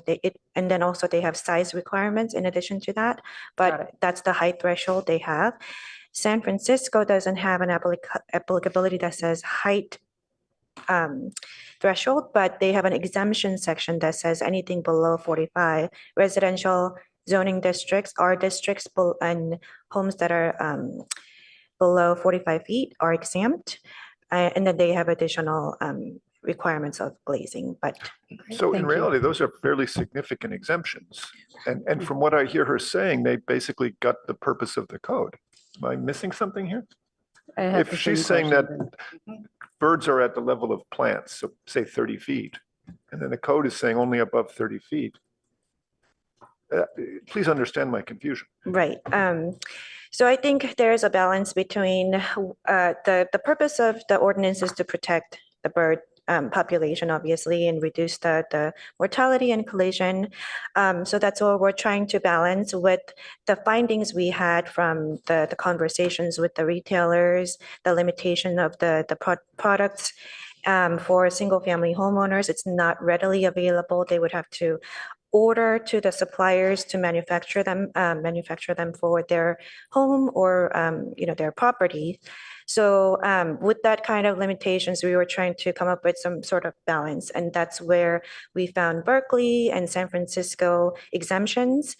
We initially followed the Cupertino, and we even had the height was 0 to 60 and anything above 60, similar to what exactly same to Cupertino. But we also found the CalGreen measures, the pilot program, and the height, looking at the Palo Alto sort of projects, we thought it might capture more if we lower a little bit, but it's definitely something that we can discuss and decide what would be the most appropriate height for both, the sensitive population that we're trying to protect with this ordinance, as well as, our development community and property owners. And I hate to ask this question because I don't think anyone here actually has the answer. We hear often about the millions and billions of birds that die every year from bird strikes. Do we have any accounting of how many birds are actually lost within the city of Palo Alto? Like, we're operating. Do you have an answer for that? Do we know how many birds are lost? And it's the reason I'm asking this is not to be contentious. It is really to truly understand if we are. Sorry. Yes, it's really to make sure that we're approaching a problem that truly is a problem. And while I understand that we have sensitive areas, we have riparian areas, we've got the baylands, we have all of that understood. But we're talking about starting something at 35 feet. Most of the buildings in Palo Alto only go up to 50 feet anyway. So I'd like to know, do you have a number for us and how many birds are lost every year in the city of Palo Alto? There is no way to be able to get to that. Yeah. I did send a study that was done in Mountain View that showed quite substantial number of collisions in the only building in our region. Well, there was also a study in San Francisco that showed a lot of collisions. But San but there are Francisco's no very different. studies. San Francisco's very different than Palo Alto. So Mountain View is what I'd be more interested in hearing So about. this is a study on a commercial building in Mountain View, Okay. and the building is actually mostly retrofitted with lines. And the places where the birds collided were the places where there are no lines. 90-something% collided within the first 60 feet and in the area that had no lines.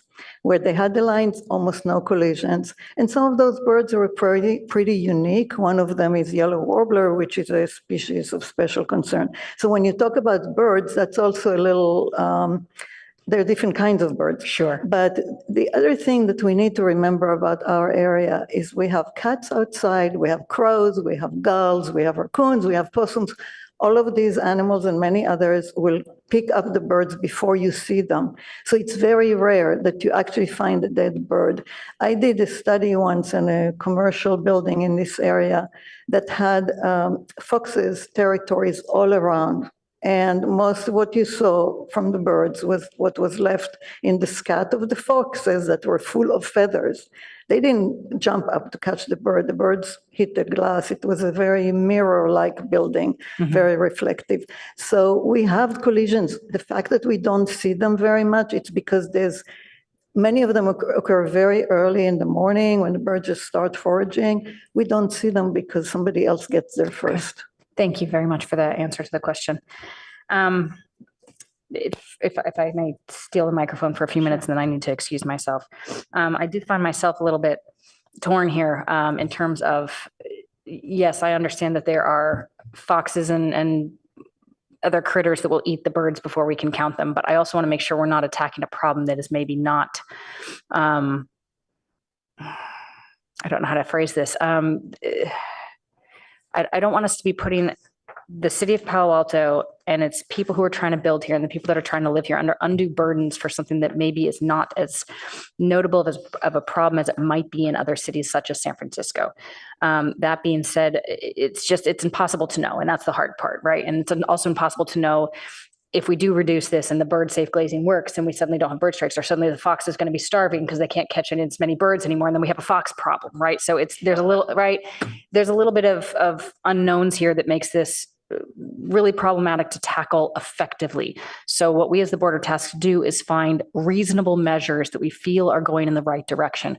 I also feel that it's our responsibility to reevaluate these measures every so often. If we find something's not working, if we find that something is placing undue stress on our people that live in this city and that live in this community and that want to work here, that's our responsibility as well. So I just did want to touch base on that really quickly, that this is a little difficult for me because while I appreciate the goal, my question is how great is the actual problem at hand? So, and how to best address it in a reasonable and responsible manner. I'm going to piggyback on that and actually ask about how big an undue burden is it? Because like I'm looking at packet page 148, fenestration and glazing patterns that are etched, fritted, stencil, silk screen, or otherwise permanently incorporated into the transparent material. Is this saying that film type application is not allowed? So yeah, so it has to be permanent. So we're recommending permanent features, not decals or stickers, which might be easily removed. So we're a little bit concerned about that easily removed part. So we're recommending for permanent. Yeah, because I think that's features. Makes it much more harder to get and more expensive versus if you can do a frit pattern film, like we do that all the time in projects for aesthetic reasons, not necessarily for bird safe. If that were to be allowed, that would be much more accessible. as Yeah. well. Yeah. This is the same standard that we apply to two-story houses when we're doing privacy review on those. Yeah. Yes, I'd like to comment on that because, solar protection is done with a film. You just don't see the film. It doesn't really affect the aesthetic at all and the glazing. So perhaps you'd reconsider that possibility. Or at least in if it's required in whether it's a cost or area threshold as a way to bridge that gap. Like if you're building a new 20,000 square foot building, you're required to do the more permanent. If you're doing a 2,000 square foot addition, but you're fall under, the height limitations and all of that, but could you bridge that cost barrier gap by allowing a film product? Because if you take packet page 139 in the staff report, they did some research on this and estimated by speaking to glazing people that they are increasing the cost of a building by 2 to 10%. If you do the math on that, that's huge. That's a lot of money. That's a $2 million home is adding between $40,000 and $200,000. Yeah, anywhere from 2 to 10%. That was the literature research that we had done, and we had Michael Baker International also staff from Michael Baker International also providing that information. So that I believe you. If I remember right, I pointed this out at our last meeting to my colleagues. That's an extraordinary ask of our community. And to do that. Is that cost of the project or cost to the glazing?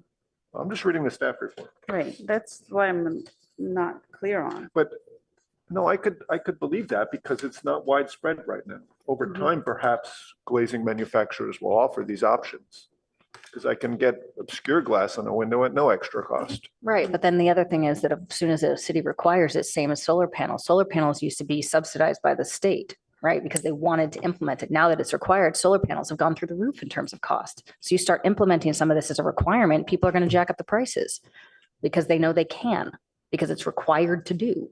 So it becomes problematic if you require something, but you don't require an alternative. With that, I have to go. So I apologize. I'm handing the meeting over to Yingxi. You will be in great hands. And thank you guys very much to my board members for your patience today. I sincerely apologize that I couldn't reorganize my schedule a little bit better than this. And thank you very much to staff for a great presentation.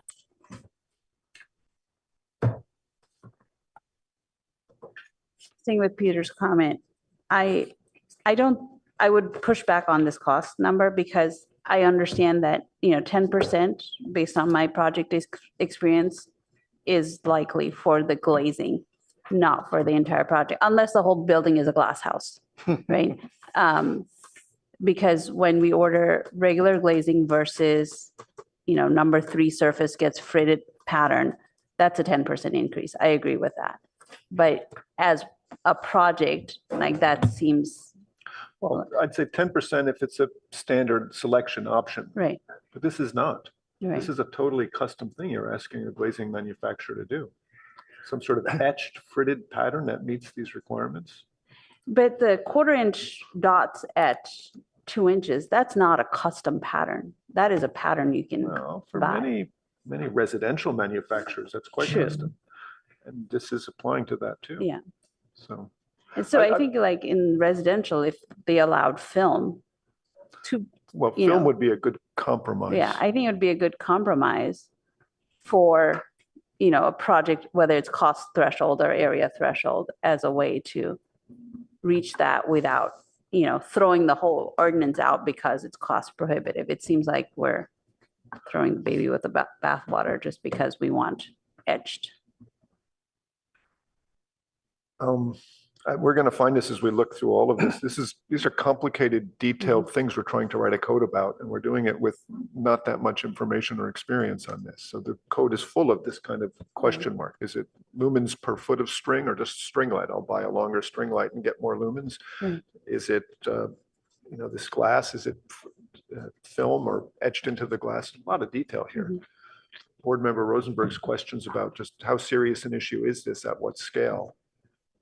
It's not widely studied. We don't really have detailed information for that. We have enough evidence and enough community input, and our city council's asking for this, but we're working without a complete deck here, so it's a little bit challenging to put it all together.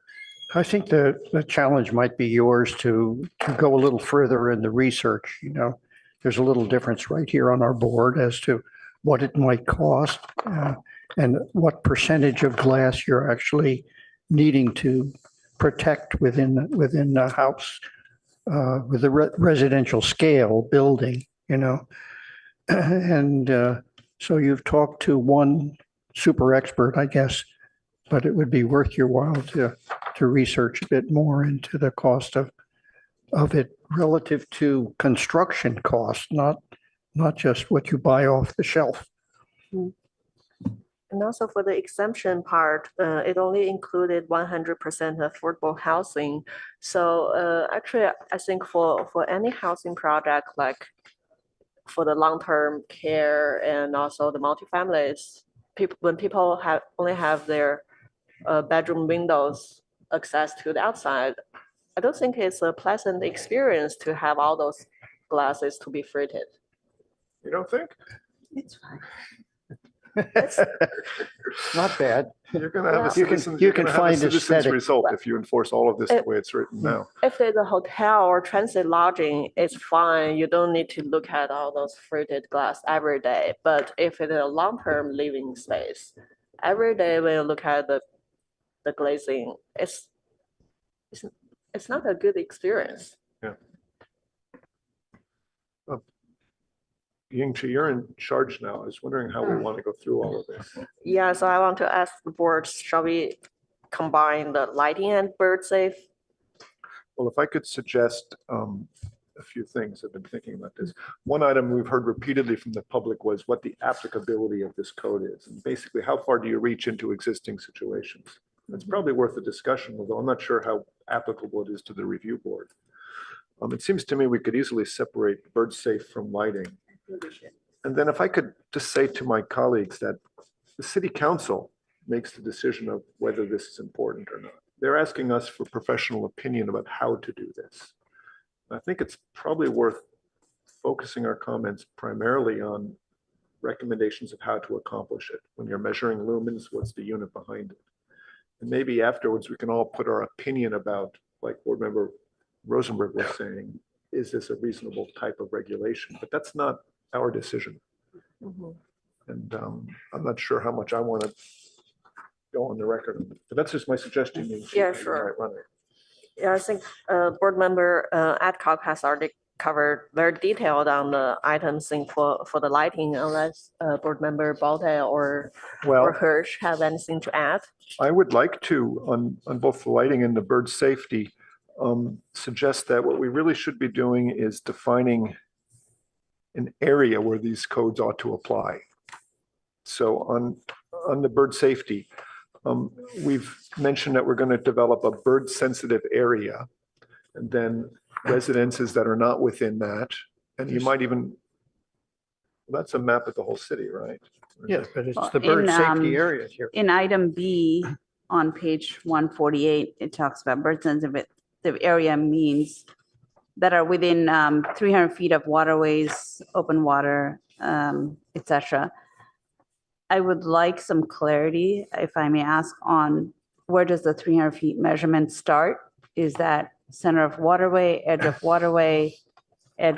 public limitation? For the waterways, we have a layer in GIS. It's mostly. Sorry, I can't hear you. So the waterways, when we were creating that map, included in the staff report as attachment E, I believe, that is including everything, parks and water features like, the bay water, and creeks. Those creeks, we have measured it from the center line because that's the data we have. We don't have anything in terms of like top of the bank location and things like that. So we use whatever is available. So for the water courses you're mentioning, it's from the center line. But for the park and other water features, it's from the outer boundary. So this map that's a little hard to read on page 160 that will be available to city residents to see if they're once this is adopted, we'll provide it online somewhere, so the residents and anybody who's interested in finding out where they're located, whether they're located in that particular area or not, should be able to find them. Okay. Okay, well, that was my first comment here, was to provide a map. I didn't see any reference to it, so I didn't notice this map on the back of the packet, but I think that's absolutely essential to define the bird safe area, not as a description of what defines the area, but rather have a map so everybody can see up front whether you're in this area or not. And I think the description of what's in that map really is probably something that goes all the way to the city council, whether they want to include that or not. The way it's drawn here, it's a pretty large portion of downtown Palo Alto, of urban Palo Alto. And the council will have to decide what extent they want to do with that. I suggest to staff that you try to keep it simple. This map would be really tough to argue. You're going to have neighbors fighting over being on the edge of it, whether I'm in an area or not. How do I change it, et cetera. Currently, the city has things like WUI standards applied to anything west of 280. Very easy to define, very clear. You might consider just simplifying that. But I think it's good to have that map. And I caution you that the way the definition is written in the code now, it's just too vague. What do you mean by open space? What do you mean by water feature? Who does the actual measurement of 300 feet? So if you have the map, it doesn't matter. But the way it's written was just jumping out to me as problematic to actually enforce as well. So I suggest strongly that you create that area. I really have a stupid question to ask. We have dry periods here most of the year. Does that affect the location of the bird population? That's a stupid question, right? That's not a stupid question, but it's probably something that I wouldn't be able to answer correctly. That's not my expertise. But I'm sure there is, there are some seasons where we get more birds than other seasons. So I'm sure there are some changes, depending on the natural features we have with the seasons. Yeah, I think if the map is very clearly defined and can zoom in down to everything, I think like a zoning map. Yeah, exactly. Then This I would just think be that another will element cover of the zoning district. Dimensions, perimeter dimensions. Yeah. In that case, you want to be sure council understands the extent of staff time necessary to create that information. It's a big thing. Yeah. If we were to continue on this, you have some stuff in here about trying to define a zone vertically lower or higher than 40 feet with a percentage of the elevation that has to be treated this way. It just sounds complex to me. That means every architect has to now take every elevation of the building and calculate percentages and then document that to you guys who have to actually check this stuff. And those things change. Take one window in or out. Why not just keep it simple? If you're above or below a certain height, these standards apply and meet the standard. I think the percentage of elevations is going to prove too unwieldy. Well, I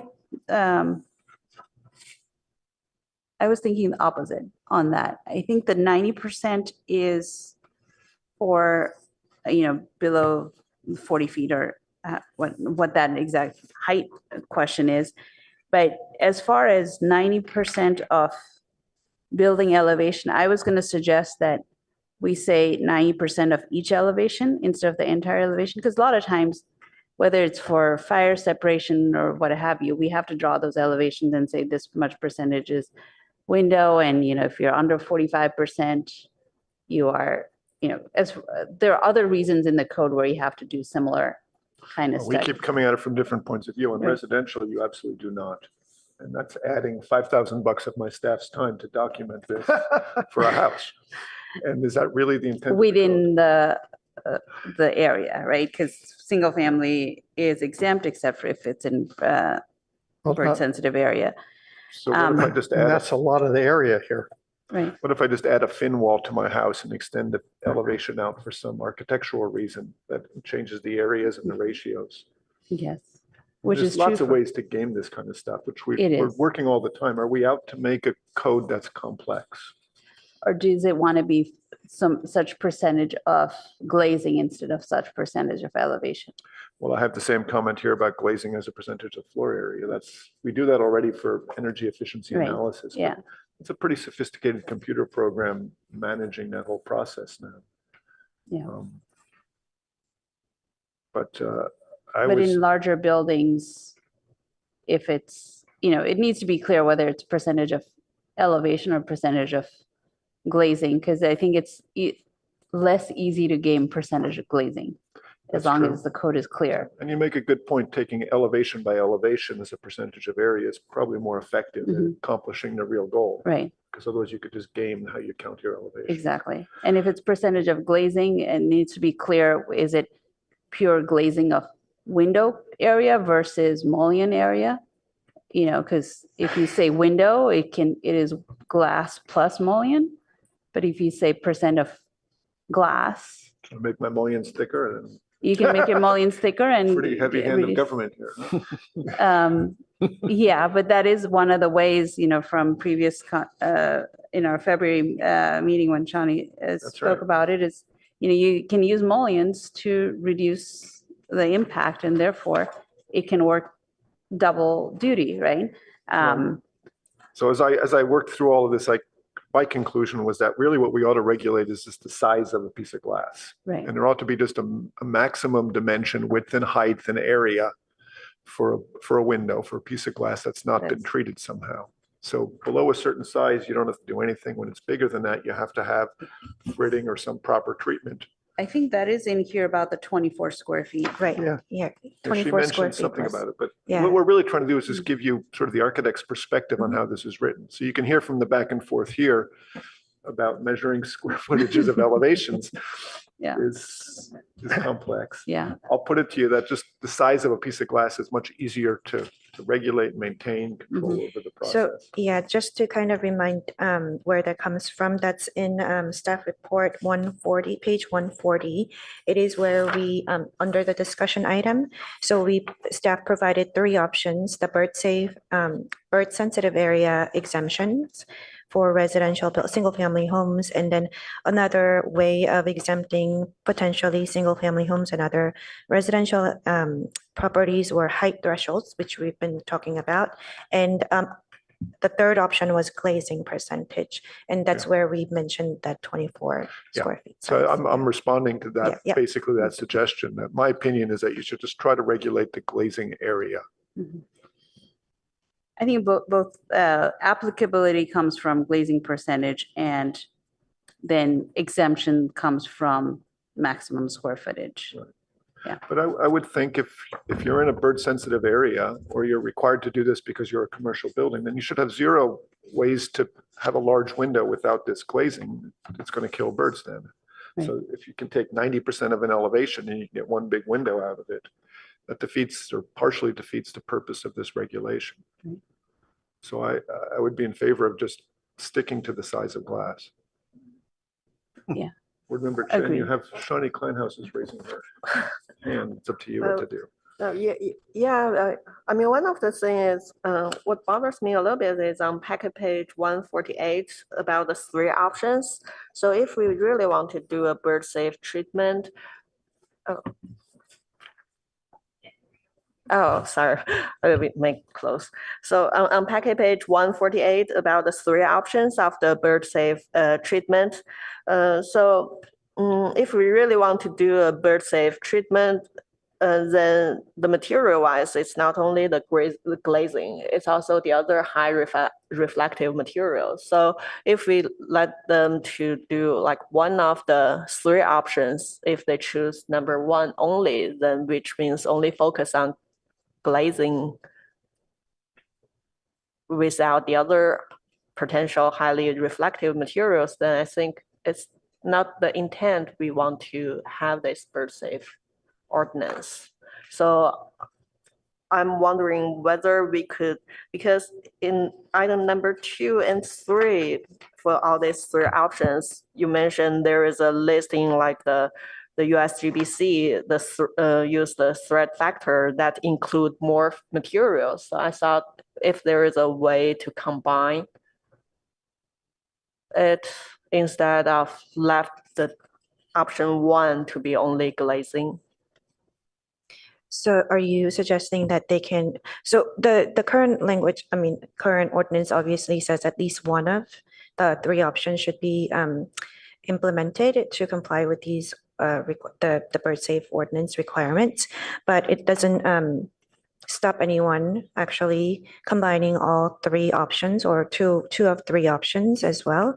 So as of now, so I think that is definitely an option for the property owners or developers to choose from. But in the staff report, I have mentioned that the glazing option would be the most effective option. Right. If they want to do like the minimum to meet the requirement, then they could, the easiest way, maybe they could just choose only option 1. However, it might not be a real bird safe design because of the other potential materials that might affect. And then also, in terms of reflectance level, we do have an additional language that says that if it is, if the building materials using some sort of reflectance level, then it shouldn't be more than 20%. It's in page 149. That's the bird safe design standards, section G1. So we have mentioned that one. We can even expand that if the board thinks that additional measures should be included. I just caution you. I think that what you just referenced, G1, is just not defined here. What do you mean by reflectance of a building material, and how do you define that, and how do you prove it? So I think before that was added because we staff looked at the NVCAP ad hoc committee on the bird safe design. I think I can't remember exactly, but the conclusion was that there are some materials like metals or any other things that is not glazing could create some reflections and increase the bird collision. So we have added that provision there to ensure that that can be covered in addition to glazing. We can clarify that this is an LRV number, similar to, we now have a recommendation for LRV of 83, that we wouldn't go any more white than that. So it would be along the same standards. But 20% LRV or below is very dark, really. That intended to be LRV, I don't think that is the 20% reflectance. I think there is, I'm not sure if anybody from the Michael Baker can supplement, but I believe that the percentage is a little bit different from LRV number. Let me see if Ryan or Kristen can answer that question. Well, I can understand a scientific measurement where a mirror is 100% reflective and an absolute matte black panel is 0, how much light it absorbs or reflects. But to translate that into building materials in a practical, common sense way, I think you will find it's very difficult. That information is not widely published or understood by designers or manufacturers. When I buy some piece of wood from a lumber yard, they don't give me that information. I'd have to hire somebody to prove it. And I think you'll find that if you're saying a 20% reflectance, in other words, no more than 20% of the light that strikes the surface can be reflected, is a very high standard. Almost every material, I imagine, is more than that. And I'm not sure you're intending to get into that. What you're trying to do is prevent somebody from building a mirrored building where the walls also kill birds. So we were trying to be objective just because we had some language somewhere in the code that says it shouldn't be highly reflective, and that is very subjective. So we were trying to mitigate that language into some sort of objective I know. measure. That comes back to my comment earlier. So you're creating stuff that doesn't already exist. And so we'll come up with, we'll look at it again and then see if this is my feasible and my applicable. suggestion is the opposite. Mostly it's windows that kill birds. Let's focus on that. We're just starting this ordinance. As time goes on, we can fine tune it. If it turns out that that's not enough, if it turns out people are proposing buildings with lots of other glass transom panels, mirrors, then we can refine it. But if we just keep it simple, we actually have a chance of getting it passed and making a difference. If we reach too much now, I've been around this town. You've got to go through the whole political process. So focus on what's, I think, 90% of the problem, which is large pieces of glass, especially ones you can see through. It's up to you. You're in charge. Yeah, I don't know. Are we allowed the public to speak now or? You have the option of bringing it up if you want to. Yeah, Yeah, go ahead, come up, please. yeah, you can come up.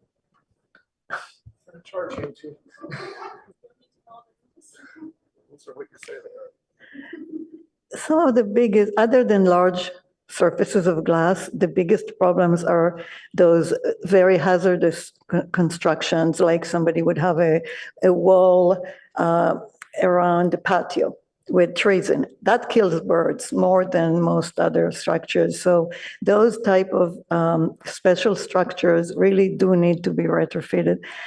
On the other level, I think you're really struggling with just like offices and all kinds of other construction and homes. And maybe you kind of want to look at those differently, in a different way, both in terms of applicability and in terms of solutions. One last thing is that the other type of construction that kills birds is wires. So I don't know how applicable it is to private properties in Palo Alto, but there was a bridge in Sunnyvale that had these wires. There was one in Palo Alto as well. So I don't know how that is included, but I'm less concerned with walls of metal and things like that and wires. But it does seem like the struggle is primarily between offices where there's solutions to all these things, ready-made, easy to find, or other constructions that are not residential, and then residential. And that's what you're going around a little bit in circles. What do you, if I could, what do you mean by special structures? You said some sort of a thin wall or? In the document that staff created as the draft, there are some of those hazardous examples. These are things like skyways that are transparent and the bird can see from one side to the other and try to fly through the glass. So these and in homes, it could be if you have like a veranda with all glass around it, or a greenhouse, these kind of structures that are transparent and the birds can see through them. That is one. So those kind of structures, if they're going to be included, should be retrofitted. The other ones are very, very reflective, mirror-like, and the 20%, I think that comes from most of the American Bird Conservancy materials that they tested, no more than 20% reflectivity.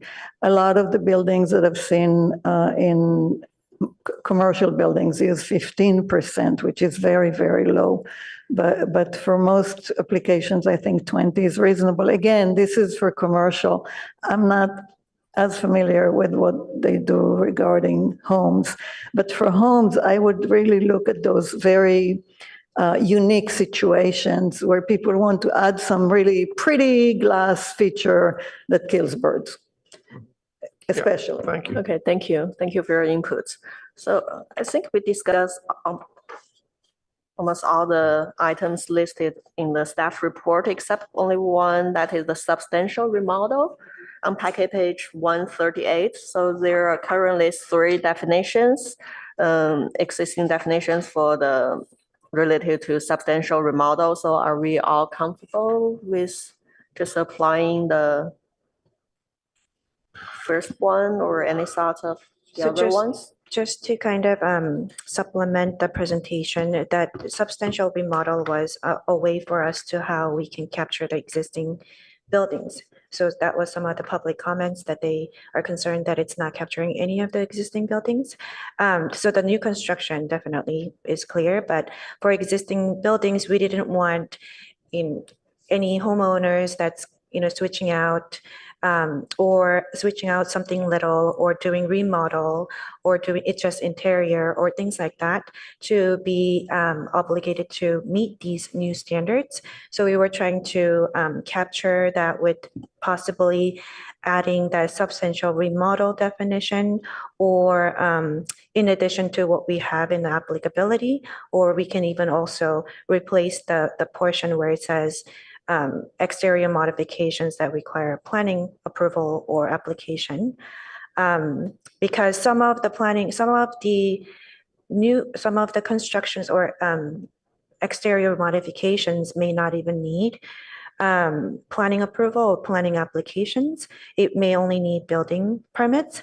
So that might miss a lot of opportunities, but maybe that's okay. We're not 100% sure. So we're just trying to come up with the best way to balance that, how we can apply the new standards to existing buildings. If I may weigh in on that, I agree that the substantial model is a clear way that, you can, as you've stated, and the ordinances require, you can tell when it's a substantial model by these metrics, right? Versus I'm struggling on my own projects about, what's a substantial improvement in market value, what market value of the building, market value of the property, market value of the renovation. There's a lot of gray area there. So I am against using the second item in this measure. The third, the structural, substantial structural alteration, like you said, may not actually be a planning review, because plenty of projects we end up doing, structural retrofit that's totally internal to meet, variety of code reasons without actually altering the exterior. So making an applicant change out windows because you're doing, shear wall, gravity wall retrofits seems like a little bit of overreach. So for those reasons, I think the first category of substantial model, the 50-50-50, makes the most sense without dragging these other two criteria. I second that. There's a clear standard within the city of what constitutes a 50% renovation, which triggers a whole series of code upgrades and requirements. And Jody Gerhardt can tell you, we've wrangled through that many times on many projects, but the city, the staff, you guys have a pretty clear way of doing that. It's published, it's understood, professionals use it. So keep that standard, just apply this to that standard as well. It seems to me for bird safe issues, it's perfectly reasonable to say that this applies if your renovation project is over this threshold. Unfortunately, you're right, Board Member Adcock, if you're doing a whole bunch of interior renovations that trigger this 50% improvement, you could be asked to change your windows. That would be triggered by the energy code as well. And there's many other code changes, but I'm perfectly comfortable with that. When you increase, basically it comes out of the building code. When you increase the valuation by 50%, you got to upgrade the whole thing. Don't mess with that. This is just one more piece of things you have to do. I think when you say something like, if it requires planning approval, there's all kinds of gray areas there. Or if you talk about other kinds of valuation techniques, don't open yourself up to that. Stick to a standard you already have. For the bird safe part, for the lighting, I think we might have something different regarding lighting controls and effectiveness, but maybe we should jump into that side of the discussion now when we return. Yeah. So I'd like to say on the lighting that I think we should define the same thing we've done with bird safe glazing, which is define an area of light sensitivity where this stuff applies, certainly to residential work, but maybe even to commercial stuff as well. And in my opinion, a building downtown, a house with a street light in front of it is a very different situation than something up in the office park up at Stanford or a new house up on Page Mill Road. And I think that if you start regulating the kind of front light fixture somebody puts in their house on University Avenue, it's missing the point. That's not where the light pollution problem is as much, in my opinion. And I think the best way to regulate that is, again, to make an area of light sensitivity. And if you're within that area, these regulations apply. So that's my primary issue with this right now, is that the way it's written, it would apply to most projects in town. Not residential zones, and you're right. And it just struck me as astonishing that you would say to somebody with a street light in front of their house that they can't have a light fixture in front of their door that would be to their liking, say a carriage lantern, because of light pollution, where the city is polluting the light by a huge factor more for other reasons. And that's because it's an urban environment. So I suggest that we define an area of light sensitivity. Treat this the same way you did the bird-safe glazing. Shall I keep going on with other things? Or? Sure, go ahead. So I take exception to your definition of what's called a fully shielded light fixture. What you're saying is that the light source has to be shielded by a horizontal plane. Many fixtures we use, for example, on a wall cast an aura of light coming out all sides of it, which is a pleasing aesthetic. When you have a security light, it's usually angled at some degree. The fixture, the light source is deep within the cone, which helps focus the light, but it's angled, so it wouldn't meet your definition of fully shielded. What I suggest you do instead is create a definition called shielded, not fully shielded, but shielded. And the objective is to conceal the source of the light, so you can't see the actual light bulb or the actual burning filament. This is the way most towns in our area, things up in the hill, Los Altos Hills, Woodside, Portola Valley, treat it. So a light fixture outside your door can cast light onto a surface that you can see. It creates light in any number of directions, but you can't see the source of the light. I think you'd find definitions of that by looking at other codes, but you would call that shielded, not fully shielded. I think another step to that is like, when you look at any light fixture, I'm blanking on what it's called, the little butterfly diagrams. I think that's what you're trying to get at, right? That it's below, the light output is 0 above a horizontal line out of the top of the light fixture. So while you might have, the wall mounted light fixture that sheds light out, from the top of the fixture, dotted line across, above that is 0-foot candles output, right? That's, I think, what you're trying to get at with not the. quite. I mean, because when you have a security light, you angle it. Right. And I so- think the security lights are on the exempt section over here, if I remember Well, correctly. I'm responding to that because it has this thing about security lights shall be fully shielded. I object to fully shielded anyhow, because, some of the Bega fixtures, actually light up slightly, Yeah. down more. Yeah, there's a pinhole on the top to give a cone above Yeah, on the soffit. If you eliminate those, it's a nice feature on my mailbox. Yeah, my comment is that I think your fully shielded definition is too tight, and you eliminate too much stuff. Yeah, on item F. So- Just to clarify, the fully shielded definition is very similar to the city of San Jose. And many cities are, we regulate uplights, and really light should be focused downward, not upward.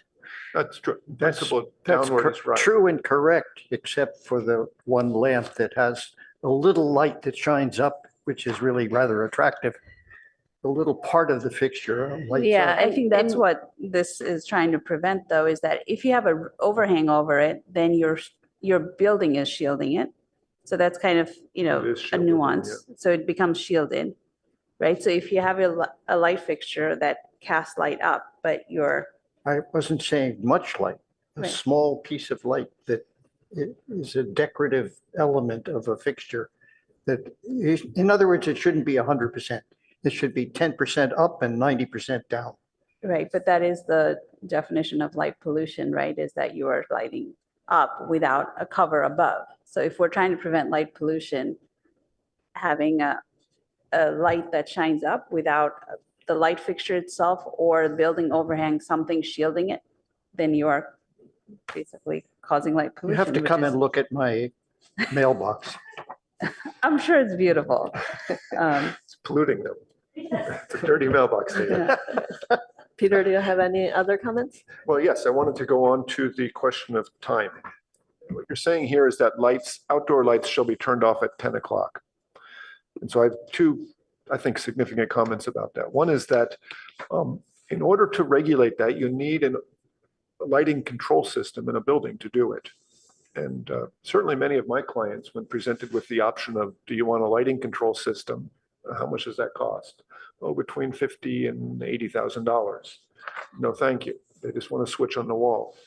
I'm not aware of fixtures that are made with a cutoff timer that just turns them off at a programmed time. So you're essentially requiring buildings to have a sophisticated automation system in them. And I don't know how in the world you could enforce this, even at a final inspection of a project. These are just programmable things. So it's fine to make the code saying this is what you should do, but I'm wondering if it really belongs in the building or zoning code. And that comes to the question of applicability. It seems to me the city could pass an ordinance saying all outdoor lights shall be turned off at 10 o'clock at night. Yeah. And that's across the board. That's what has to happen for new buildings, old buildings, every building.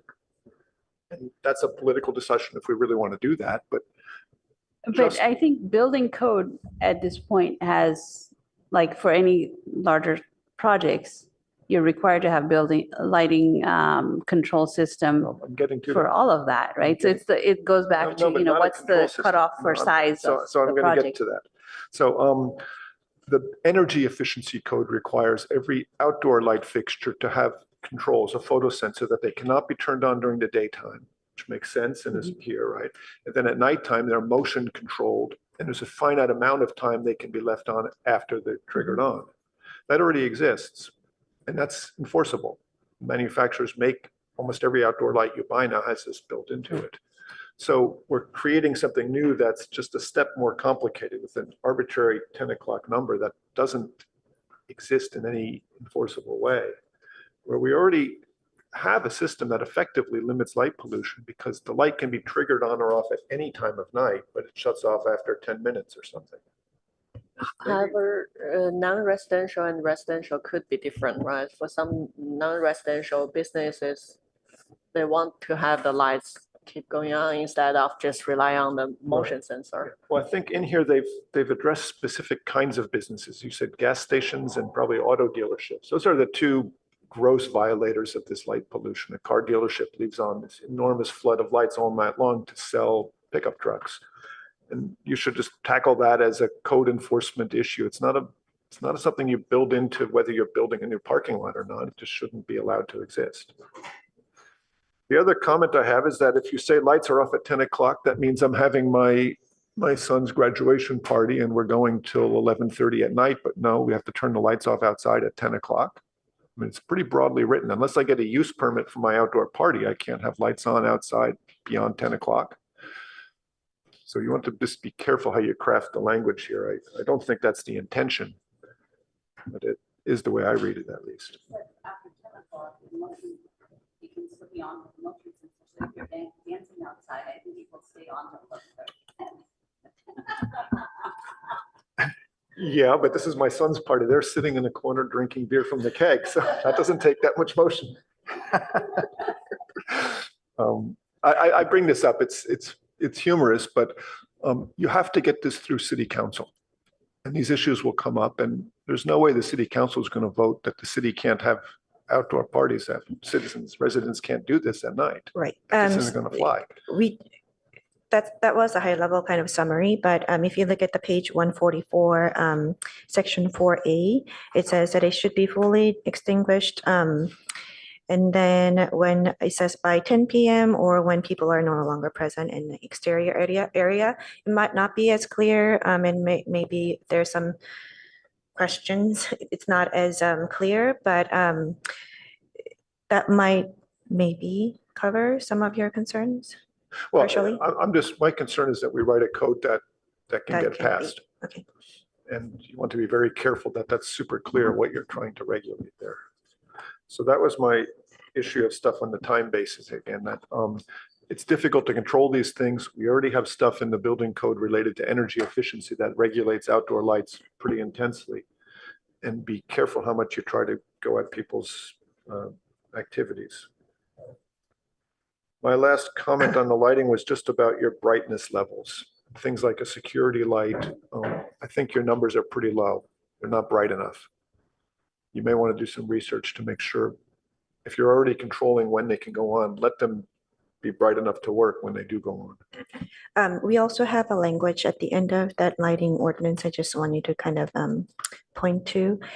We have a lighting for airport operation, which kind of exempts I'm because sorry, I can't hear you. for airport operations, if you go to page 147, we have some language that basically exempts some of the airport lighting because of their operation and safety purposes. And also we have Section J on page 147 that says that if any public facilities require some sort of a deviation from these standards, they would have to still meet the objective or intent of the ordinance, but director might have some discretion to allow some deviations. So we could also, though, have different levels of brightness set up if that would be more. I'm responding to section F1, Article 4, where it says motion activated security lights. And you're saying 1600 lumens. And I don't know if that's quite enough. Oh, okay, so we'll So I'm definitely. just suggesting Yep. that you revisit, fine tune those details. Mhm. But in summary, for me, my comments are that I think you should have a lighting area where this stuff applies. It's similar to what you done for the bird zones. And then all these questions about the timing going on and off, how you regulate that.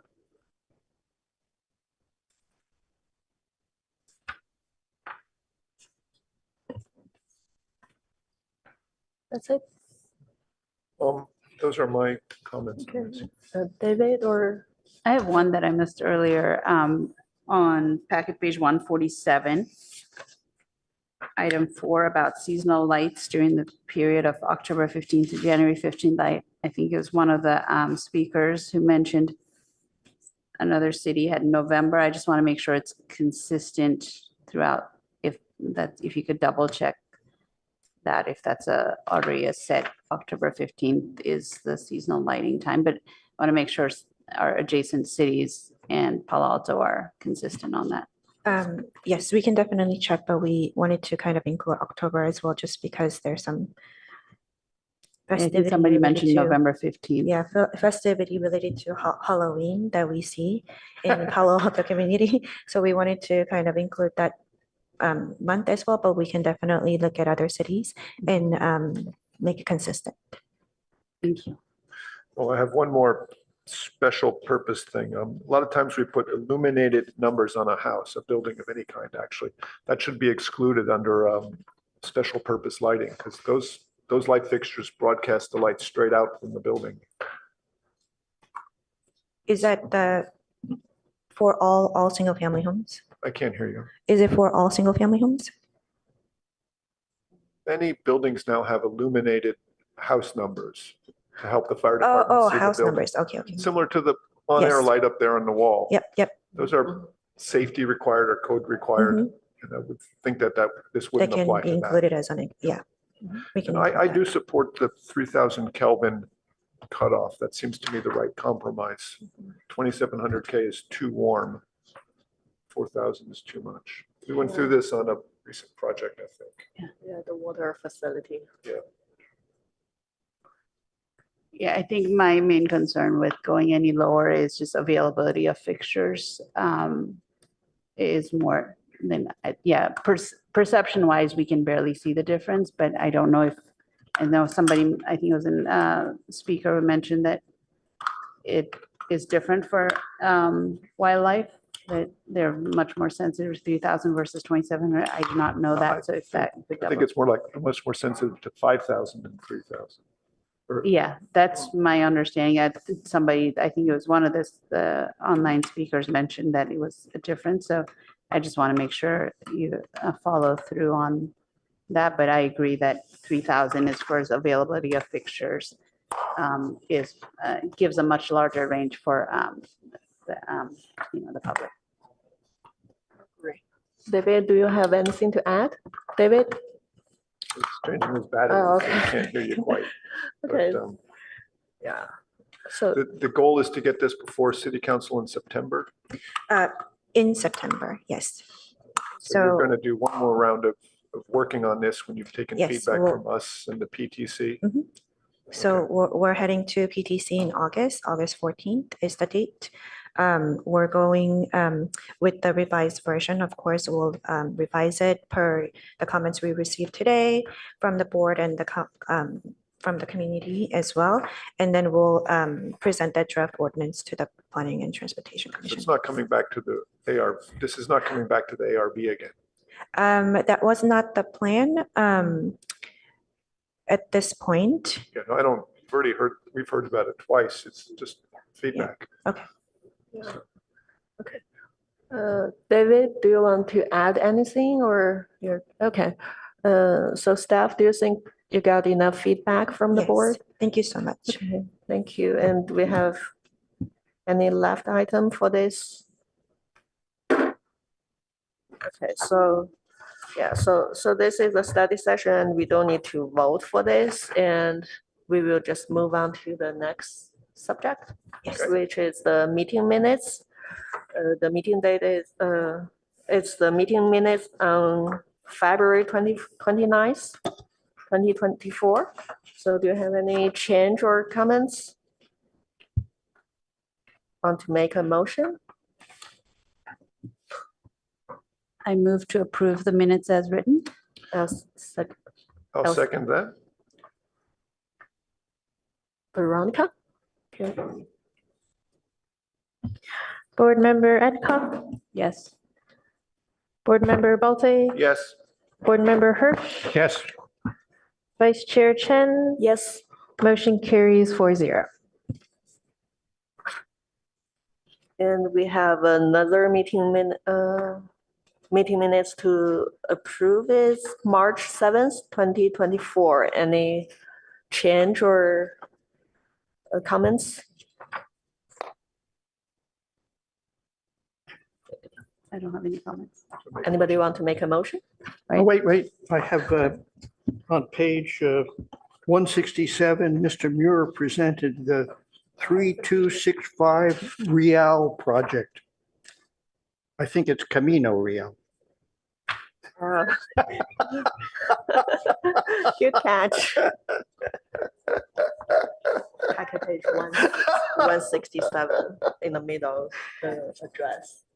And that's in the middle of the page, correct? So Yeah, we'll yeah, update that. yeah. Thank you.